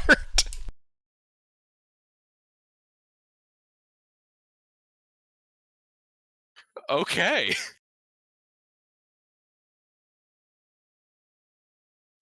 Katsumoto, death save. What is it? D20. A D20. Dear God, I'm almost thinking at this point the fucking apprentices need to come out and fight. Nope. There. We stashed all the non-combatants before we got within the null thing. Oh, that's good. That's why the donkey's not present. They have a donkey and a cart to get back to town with. No, just the donkey. That is one Saddlebags. failure, Hayes. Intervene. All right. I stand up. Is the flint outside the cave? The flint is at the mouth. So I can't see him. Good. And he can't see me. Excellent. I cast invisibility. And I just start walking away, like perpendicular to the direction that the cart's going. Let it draw all the attention. I'm just going to slip away into the grasslands. They'll never see me. Okay. And that's when he finds out they have true sight. I mean, Bullshit. I'm dashing out of there. Like I say that like I'm acting casual, but yeah. So I'll cast invisibility again, and then 15 feet move the next turn, and after I'm dashing. Gotcha. Alrighty. Rourke, death save. Wait, no, you're stable. Kitten. Give me that sweet roll, kitten. Come on, at 20.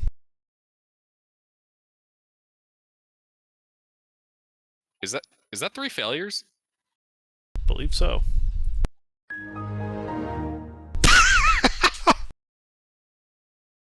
As Kitten bleeds out in the cart.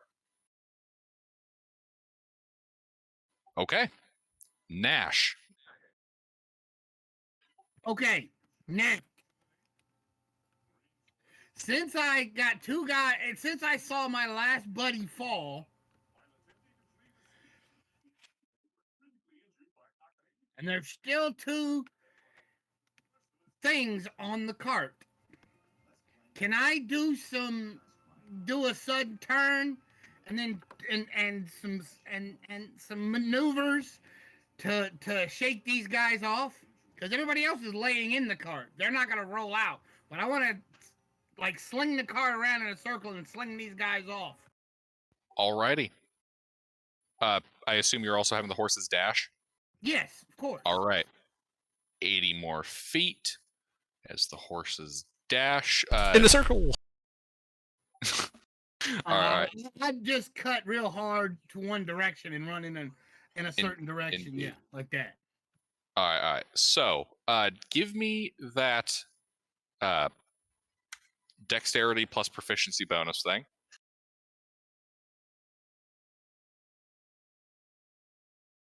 You know what? Add +2 to it. We'll call it a +2 situational bonus due to the speed and the fact that they were trying to fight a dude.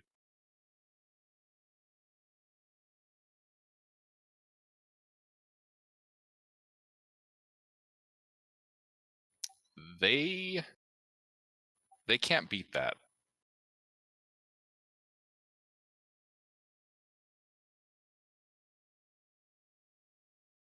I roll the bodies around in the back of the cart, but the other Underdark guys fall, are thrown off. Underdark fall damage is a D8, right? It's a D6 per 10 feet fall. Yeah, they fall but they're off. falling They off impact. They roll. They're falling off a moving car. Moving a high rate of speed moving wagon. Is that enough to kill Fuck him? these guys. Is that enough to kill him? It They're gonna kill almost them. was. Oh damn! Can I use my DM inspiration D6 on that damage? No, that's not what I gave you to it for. I know, but it would have been really funny. All right, the No, I'll enemies save that. are off the vehicle.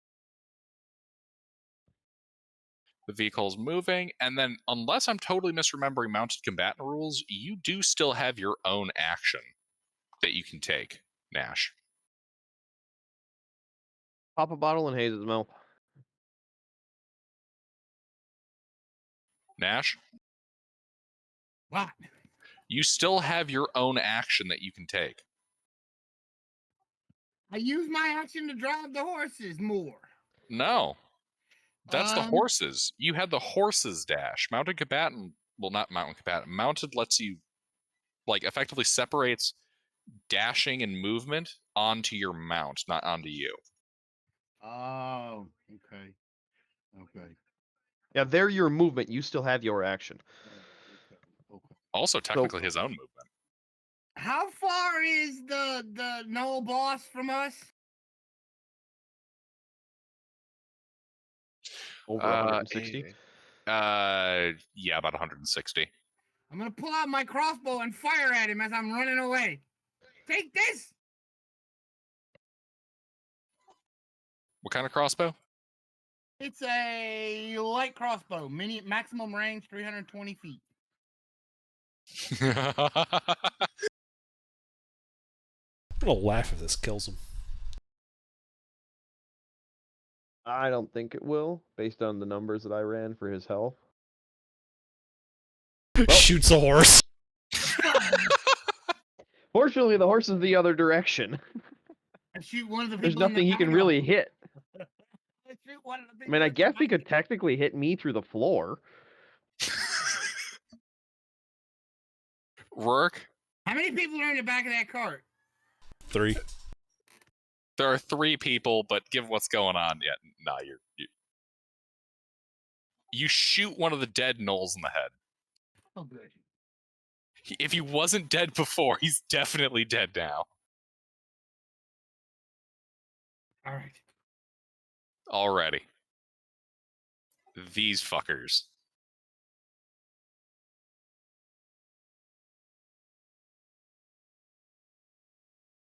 Well, let's see. These guys can just begin running forward, opening fire. The hunting blinds can open fire. Let's start with the hunting blinds. But they all should be pretty much pushed to disadvantage, right? Mm-hmm.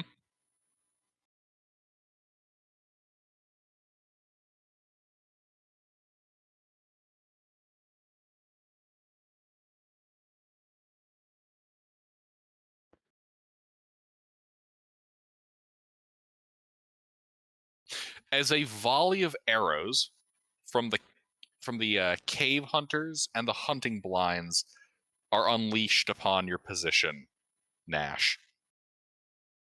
22 and a 23. Oh, fuck. What? I'm using my last spell slot to shield.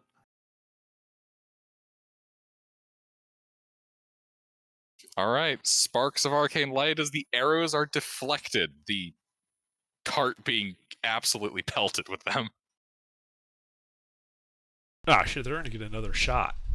At least. Yeah. Longbows have a 600-foot max range. Yeah, longbows. So they're gonna get 5 more with that. The Although flint. Nash could pull. There's boards in the wagon. He could pull one of them up or even a barrel. There's an empty barrel. He can just put that behind him so he has cover. And the flint. One of those arrows is dead on the mark until it's turned aside by your shield. All right. Katsumoto. Did he heal me? No, not No, yet. he took a shot at the Flynn. Make a death save. 1 pass, 1 fail. Oh, I forgot. Okay. No, that's all right. I can't get off the cart and stop driving the horses to patch you up. Hey, Mister, you could totally do that. Yeah, the horses will do basically what you tell them. You're telling them go fast in straight line. You're not navigating with them or anything like that. Yeah, so you can hop to the back. Yeah, you have told them to trench run the knolls. Okay, this is from people who have obviously never driven a wagon before. That it doesn't work. Physics doesn't work that way. Mister, what I'm saying is you have told the horses to haul ass. The horses are going to haul ass. Right, but you need someone guiding them because I'm telling you, they'll be fine for like Where a are you turn. trying to guide them? That's my question. They're going in a straight line. Ruffles. There's no dangers for them to Let me. go over. Mister, I am telling you this is a DM. okay. You'll be fine. Like Okay. it's not like you're leaving the horses unattended for several rounds. I'm just saying 6 seconds is a long time to let a horse without a rod not holding its the reins. Just saying. I mean, there's two of them. They're gonna at least both go together. All right. Intervin. Okay. Hauling ass. Yeah, hauling ass, just slipping out between the perimeter breach that's been caused because all the Flins are focused on the loud, escaping wagon, painted bright red with a second story. Rurik will wake up in 3 hours, 59 minutes, and like 30 seconds. Kitten, Oh no, it'll still be Kitten is one dead. round after I passed. I don't know, man. Nash. Well, then I guess if I can do that, I'm gonna reach back and pour a healing potion down.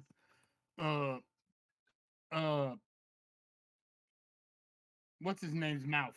Kasimoto. Yeah, Moto. Dasimoto. You just using one of the wagon stock or one of your own? Using one of the wagon stock. All right.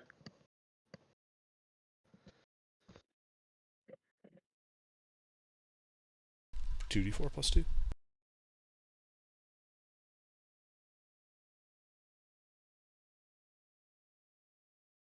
Full points. Well, you're awake, Kasimoto, with 4 points. Full hit points? 4. 4.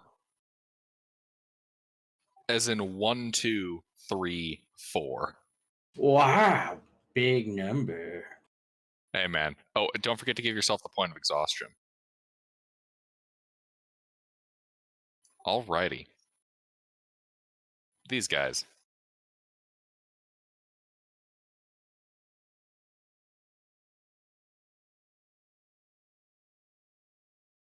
Horses keep going. 80 feet.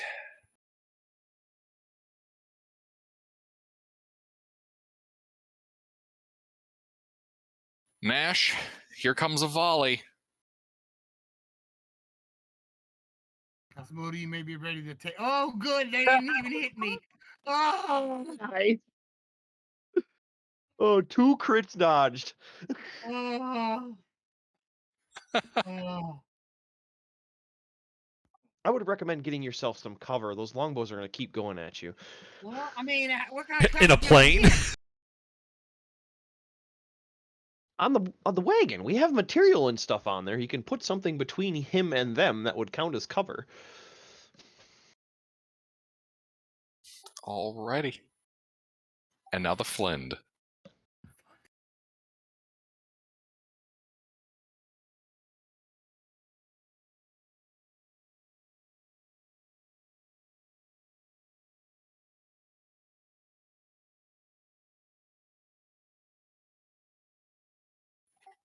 The Flind misses you. Well, at least you don't have to worry about buying arrows for a little bit. You're only getting half of these arrows. I'm keeping Still going to be track. plenty. Ha, fuck you, Knowles. We took your ammunition. All right. Katsumoto, you're awake. Prone on the ground with 4 hit points. Is there In the any wagon. in the wagon? No. Just dead ones. How close is the next one? You need your bow. Yes. Yeah. I have a bow. The next closest is beyond 120 feet.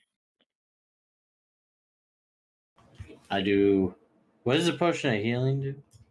2d4 plus 2. Wake up Intervin. I mean, not Intervin, but the other one. Who's the other Rurik? one? Yeah. Who's Yeah, unconscious if on the you- upstairs. Yeah, we need to build a proper flight of stairs on this. If it's going to be a 10-foot by 10-foot platform, might as well put stairs Yeah, on it. Rurik. You have to climb up, but you do have climbing gear. I don't know how long does it take to equip climbing gear, but He can get up. It's all good. All right, I go up, and then what am I doing? waking me up. Climb up. Pour a potion down Rurik's throat to wake him up so you guys can get some more firepower going. As you I guys do are that. standing on top the open top cart as plunging arrows are coming down at you. I do that. Plunging fire.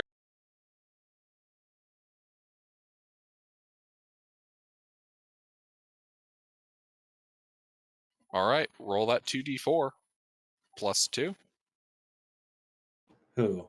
Yes. No, yeah. Hayes, you Yeah, have to 2d4 roll plus 2. 2d4 plus 2. You're giving him HP. You roll. You pour the potion, you roll the dice.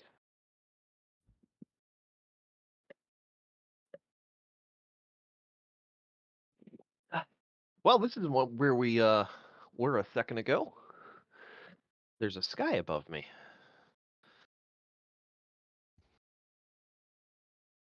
Hey, look, arrows. Basically. I think they're shooting at us.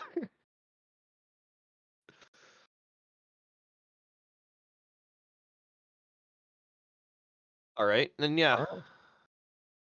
Katsumoto, I would recommend ducking down, because then you will be I full do cover. that. Alrighty. Intervin continues to fuck off. Rurik. Yeah, I'm just like looping around towards where we left the mule with the couple of apprenti. You know, probably left him like a quarter mile, away from the enemy camp.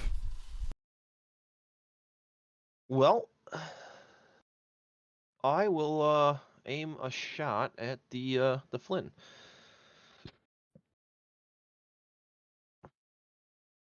I missed. I duck back down.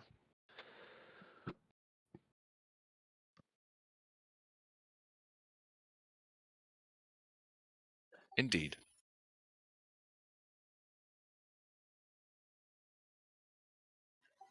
Kitten is still dead. Nash, I assume you're still hauling ass. Yeah, I'm gonna use make some kind of cover. If I have to, I'll use the dead cat as cover. But something's got to cover me from more arrows.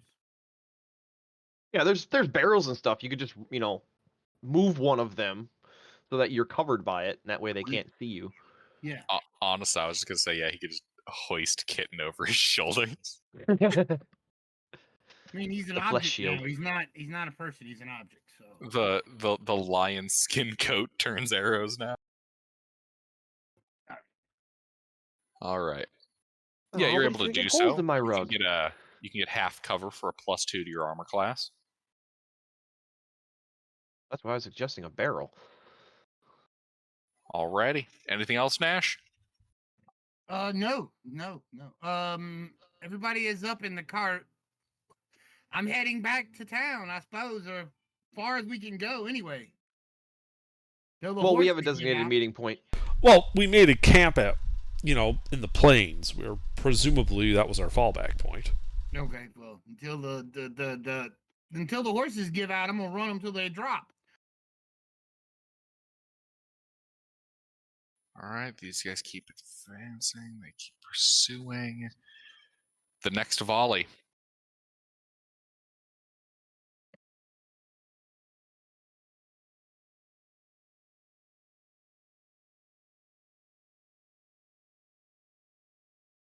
You know what? I'm really liking the plunging fire. We're going to go 6 and 6. 6 Katsumoto, 6 on Rurik. How are they seeing us? We're ducked down with full cover. Plunging fire. And you're actually at 3/4 cover, not full cover.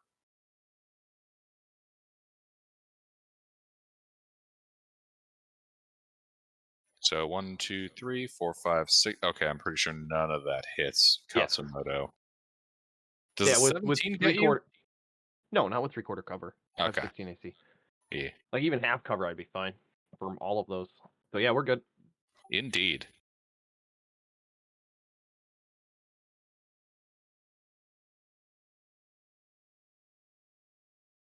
And the Flind.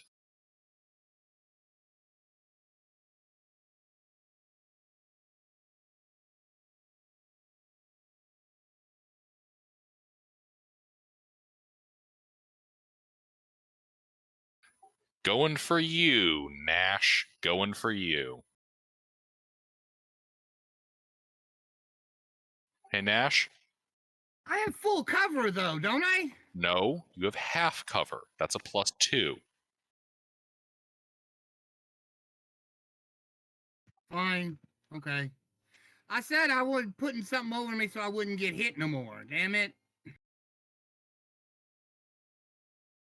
He's got magic arrows that can shoot around and through body. Okay, that's fine. Hit me. No, that's what armor class is. I'm dead. You were able Hit to me. acquire half cover. Hit me. I'm dead. Okay. Because I only have 5 hit points left. That's why I put all. Actually, he can still roll low enough to not kill you. Please.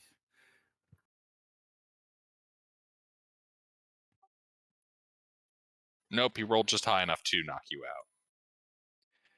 Okay. Well, now there's nobody running the ship.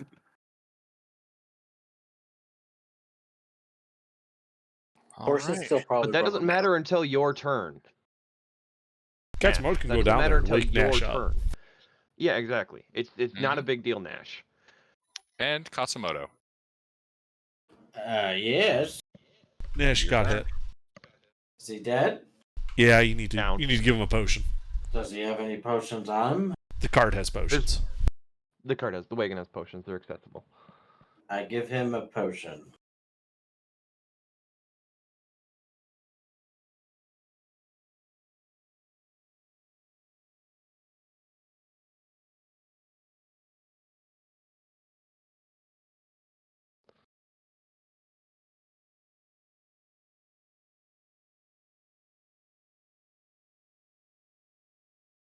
Alright.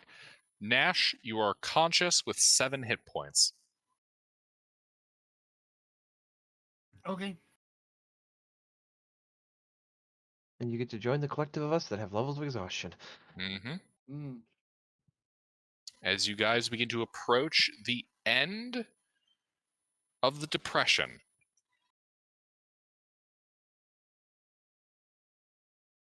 What year is it?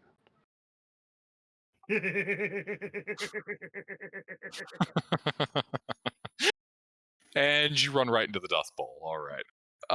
Nazis everywhere. Nazi Knowles. No, you get to the end of the depression, and boom, Zvart Nazis. All right, Interven continues to fuck off. Rourke. Well, seeing how they're still taking shots at us, can I go down there and make better cover? Spending my entire turn, action, bonus action, whatever I need to, economy-wise, to make better cover for the driver. Gathering more shit. All right. Yep, you are able to upgrade that half cover to 3/4 cover. All right, I as get you behind it. haul asses on the moving vehicle. Yep, stacking, put the heads over there, put the bodies over there. Mm-hmm. Kitten's dead. Nash. I continue to drive the horses. Indeed, you continue to haul ass.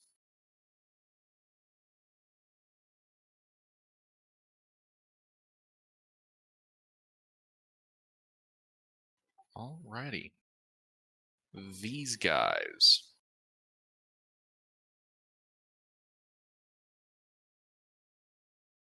As they're now being strung out and tired, the last set of volleys to the end of the depression.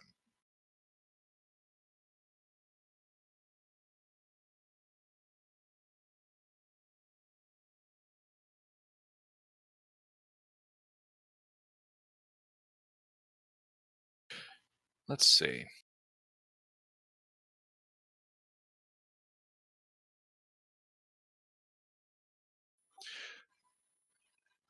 We'll go 3 Hayes, 3 Nash, and 3 Rurik.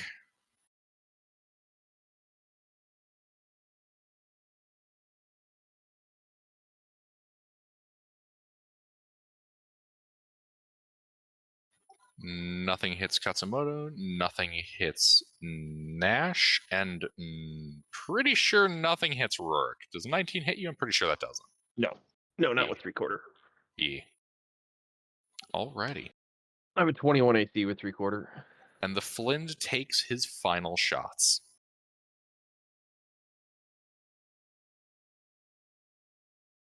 Who's he shooting at? 1 at Katsumoto, 1 at Nash, 1 at Rurik. He sucks. All 3 missing. Funny is his longbowman actually landed a couple of shots. He didn't land a single one. I don't think he rolled above a 17 actually. He landed Me shots, last just time. not shots that weren't countered by a shield. He hit me last time, and he's hit me. Oh, a that's couple right. The times. first round he did. Yeah, you're right. But All that right. effectively, We are now out of initiative as your cart careens out of the end of this depression, up the hill, and into the grasslands. You hear the triumphant yelping and howls of hyenas behind you. They are gonna die. which way is the wind blowing? In your direction. So from our front to our back, or from our back to our front? From your back to your front. Okay, then I don't do anything. I knew what you were trying. Fuck you! Burns down the area. Fuck you, Molotov. Let's see you follow me now. All right. But yeah, you guys are out of a niche and are able to speed back to camp. I imagine you guys get to camp. I'm not there. By the time as night is falling, you just see me and the two apprenti and dog just casually walking out of the plains towards the camp. Yeah, Oh, hey. we would have taken a roundabout way to get to it to mask our tracks. Couple of crisscrosses here and there, getting off the cart. I just made a big arcing path that way. Yeah, we would have. Just to clarify, Gilbert, I would have made sure we knew kind of where we were going, so it wouldn't have been too hard to navigate, especially with Nash's driving and my vision. So we would have detoured, made some crisscrosses, and made our path very hard to follow. But we're still meeting up at the camp, right? Yeah. The camp where they attacked us before. All right. So, Rourke, if that's what you guys are doing, give me a survival check, a stealth check, and You want to just double down on the stealth checks? Because I can't really see any other mechanically. I'd say double down on. I'd say double down on the survival. Okay, well that's better because Nash is survival.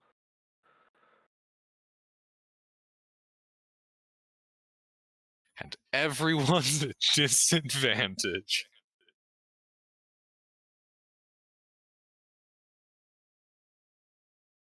And yeah, I mean, if we're going, I suppose Underdark does make a fair point. We're going back to where we already were discovered, so there's a big burn mark intentionally. marking. I want them to attack our camp because when they attack us, we'll have a perfect defense.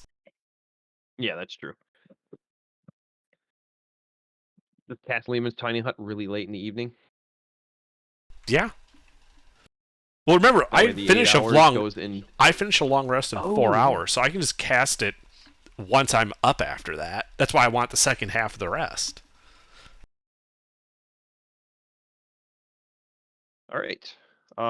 Nash, did you get that? Nash. Nash. What? Mister. Rourke wants to throw the gnolls off of your tracks. I need 2 survival checks from you.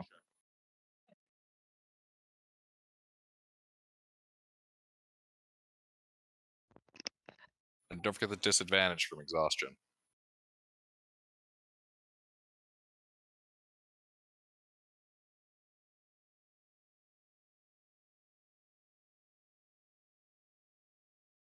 One level of exhaustion is disadvantage. On ability Yep. checks. Mm-hmm.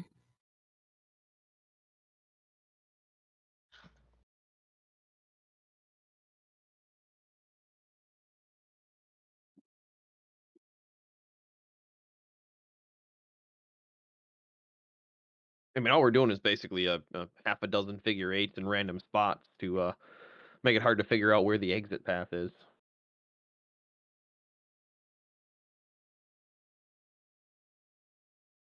Oops, rolled that wrong. 16.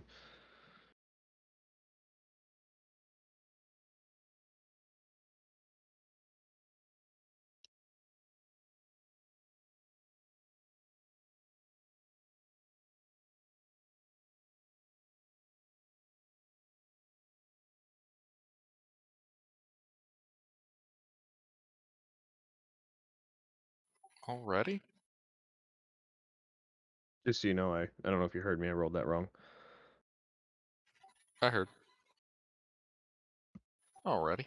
Yeah, it's not great. You guys are tired and wounded. But you limp back to camp having attempted to throw them off your trail. It was more of an effort to slow them down than anything. It wasn't like we were trying to completely be hidden. Yeah. Alright. You guys have made it to your base camp.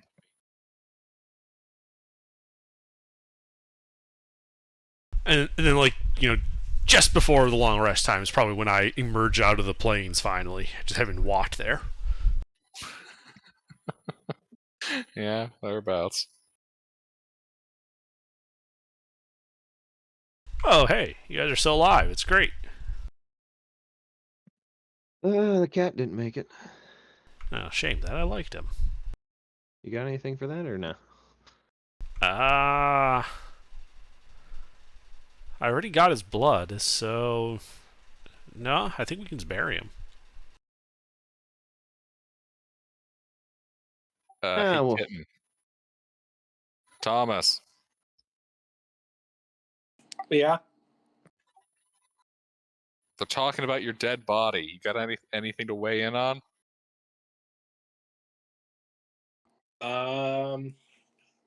do you want us to try getting you back to town and resing you, or do you want to try bringing a new character? Well, it's kind of also have to think about Steak. Would resurrecting me help him in any way? Oh, that's right. He died and he Oh, was yeah. attuned to that thing with Steak. We'll have to deal with that next session when Pete's here. Let me put it this way. We are ending the session very soon. They don't have the ability to bring you back immediately. And so even if they did, next time Pete shows up, I'll be honest, I'll I have to make didn't those saves. consider the ability to kill a player without them actually being in attendance. Well, he still has to make the saves. Yeah, I mean, he can just bulk roll True. the saves and we see what happened, and we may have 2 party members to bury instead of 1. Oh god, that's gonna be so shitty. Hey guys, what happened after I got off? Make death saves. I mean, we can tell him tomorrow. We'll see him tomorrow. Yeah. And that way he can at least prepare for it. It's not just a Yeah, sudden having a backup. Yeah, it's not just a sudden thing. But yeah, in all likelihood, if we lose Steak, we probably can't take that fortress even if we can draw them out and go for them in detail. So we'll likely have to retreat and either res or get reinforcements. Yeah. So if we have stake, if as long as we can spread them out so we're not fighting the whole 50 of them at once, we can probably take them eventually. We can chew through them if we can fight them in like smaller groups. Especially if we thin their numbers tonight with the Lehman's Tiny Hut. Mm-hmm. But if we choose to go that route, Kitten's probably not getting a new character. If he wants to be res, he probably isn't coming back next session. Because we'll probably just have his body, strapped to the mule with the apprenti, and we drop them off like we did beforehand. Like we do always whenever we're going into a relatively dangerous situation, we drop the non-combatants off first somewhere else. Well, that also depends on if you guys, stay to fight them again and don't just fuck off.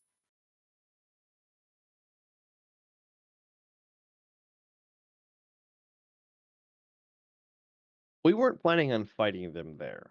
It turned into a fight. We were planning on diplomacy and gauging their numbers. They immediately attacked. So our tactics are completely going to change. Yeah, I mean, and there are some shenanigans now that we've done a... I'll call this a force recon operation. There are some shenanigans we can engage in. Yeah, that's why I asked what the wind direction was. Because that would have slowed them down. Oh, no, even more shenanigan-y. How big was the entrance to that cave, Gilbert? About 40 feet. Okay. By cave, it's more one of those, karst overhangs. Yeah, I gotcha. All right. So here's the thing. You can start rituals, and you just have to maintain concentration on them for the duration before they finish.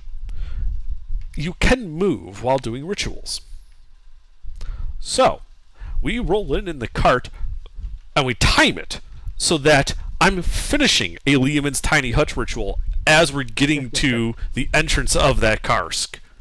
And then, pop, we have a 10-foot radius, perfectly defensible dome. And we just start shooting the fuck out of them. They didn't look like they did any magic stuff, so... Yeah, exactly. They got no magical support to defeat that. Other than his flail, that seemed to have magical effects. It looked like it was a magic weapon, though. And that be able to pierce it. Basically, the only way you can get through Lehman's Tiny Hut is with Dispel Magic or something equivalent. Okay. So it is truly an impenetrable. All other creatures and objects are barred through passing through it. Spells and magical effects cannot extend through the dome or be cast through it. So you're basically... Your only way to deal with that is how I've done it in the past with you guys was I stacked rocks on top of the dome. So when it ended, the rocks fell in and crushed people. Uh-huh. But that wasn't in a sudden, we just pop a fortress in the middle of the goddamn battlefield and start shooting out of it. Okay. But that I think would be for next time. It's getting pretty late. Oh yeah. We calling it here as we get together at the end of the day. Indeed. I'll even leave it with a little teaser. As the sun's setting, you can hear the hoots and hollers of gnolls in the distance. All right, Gilbert,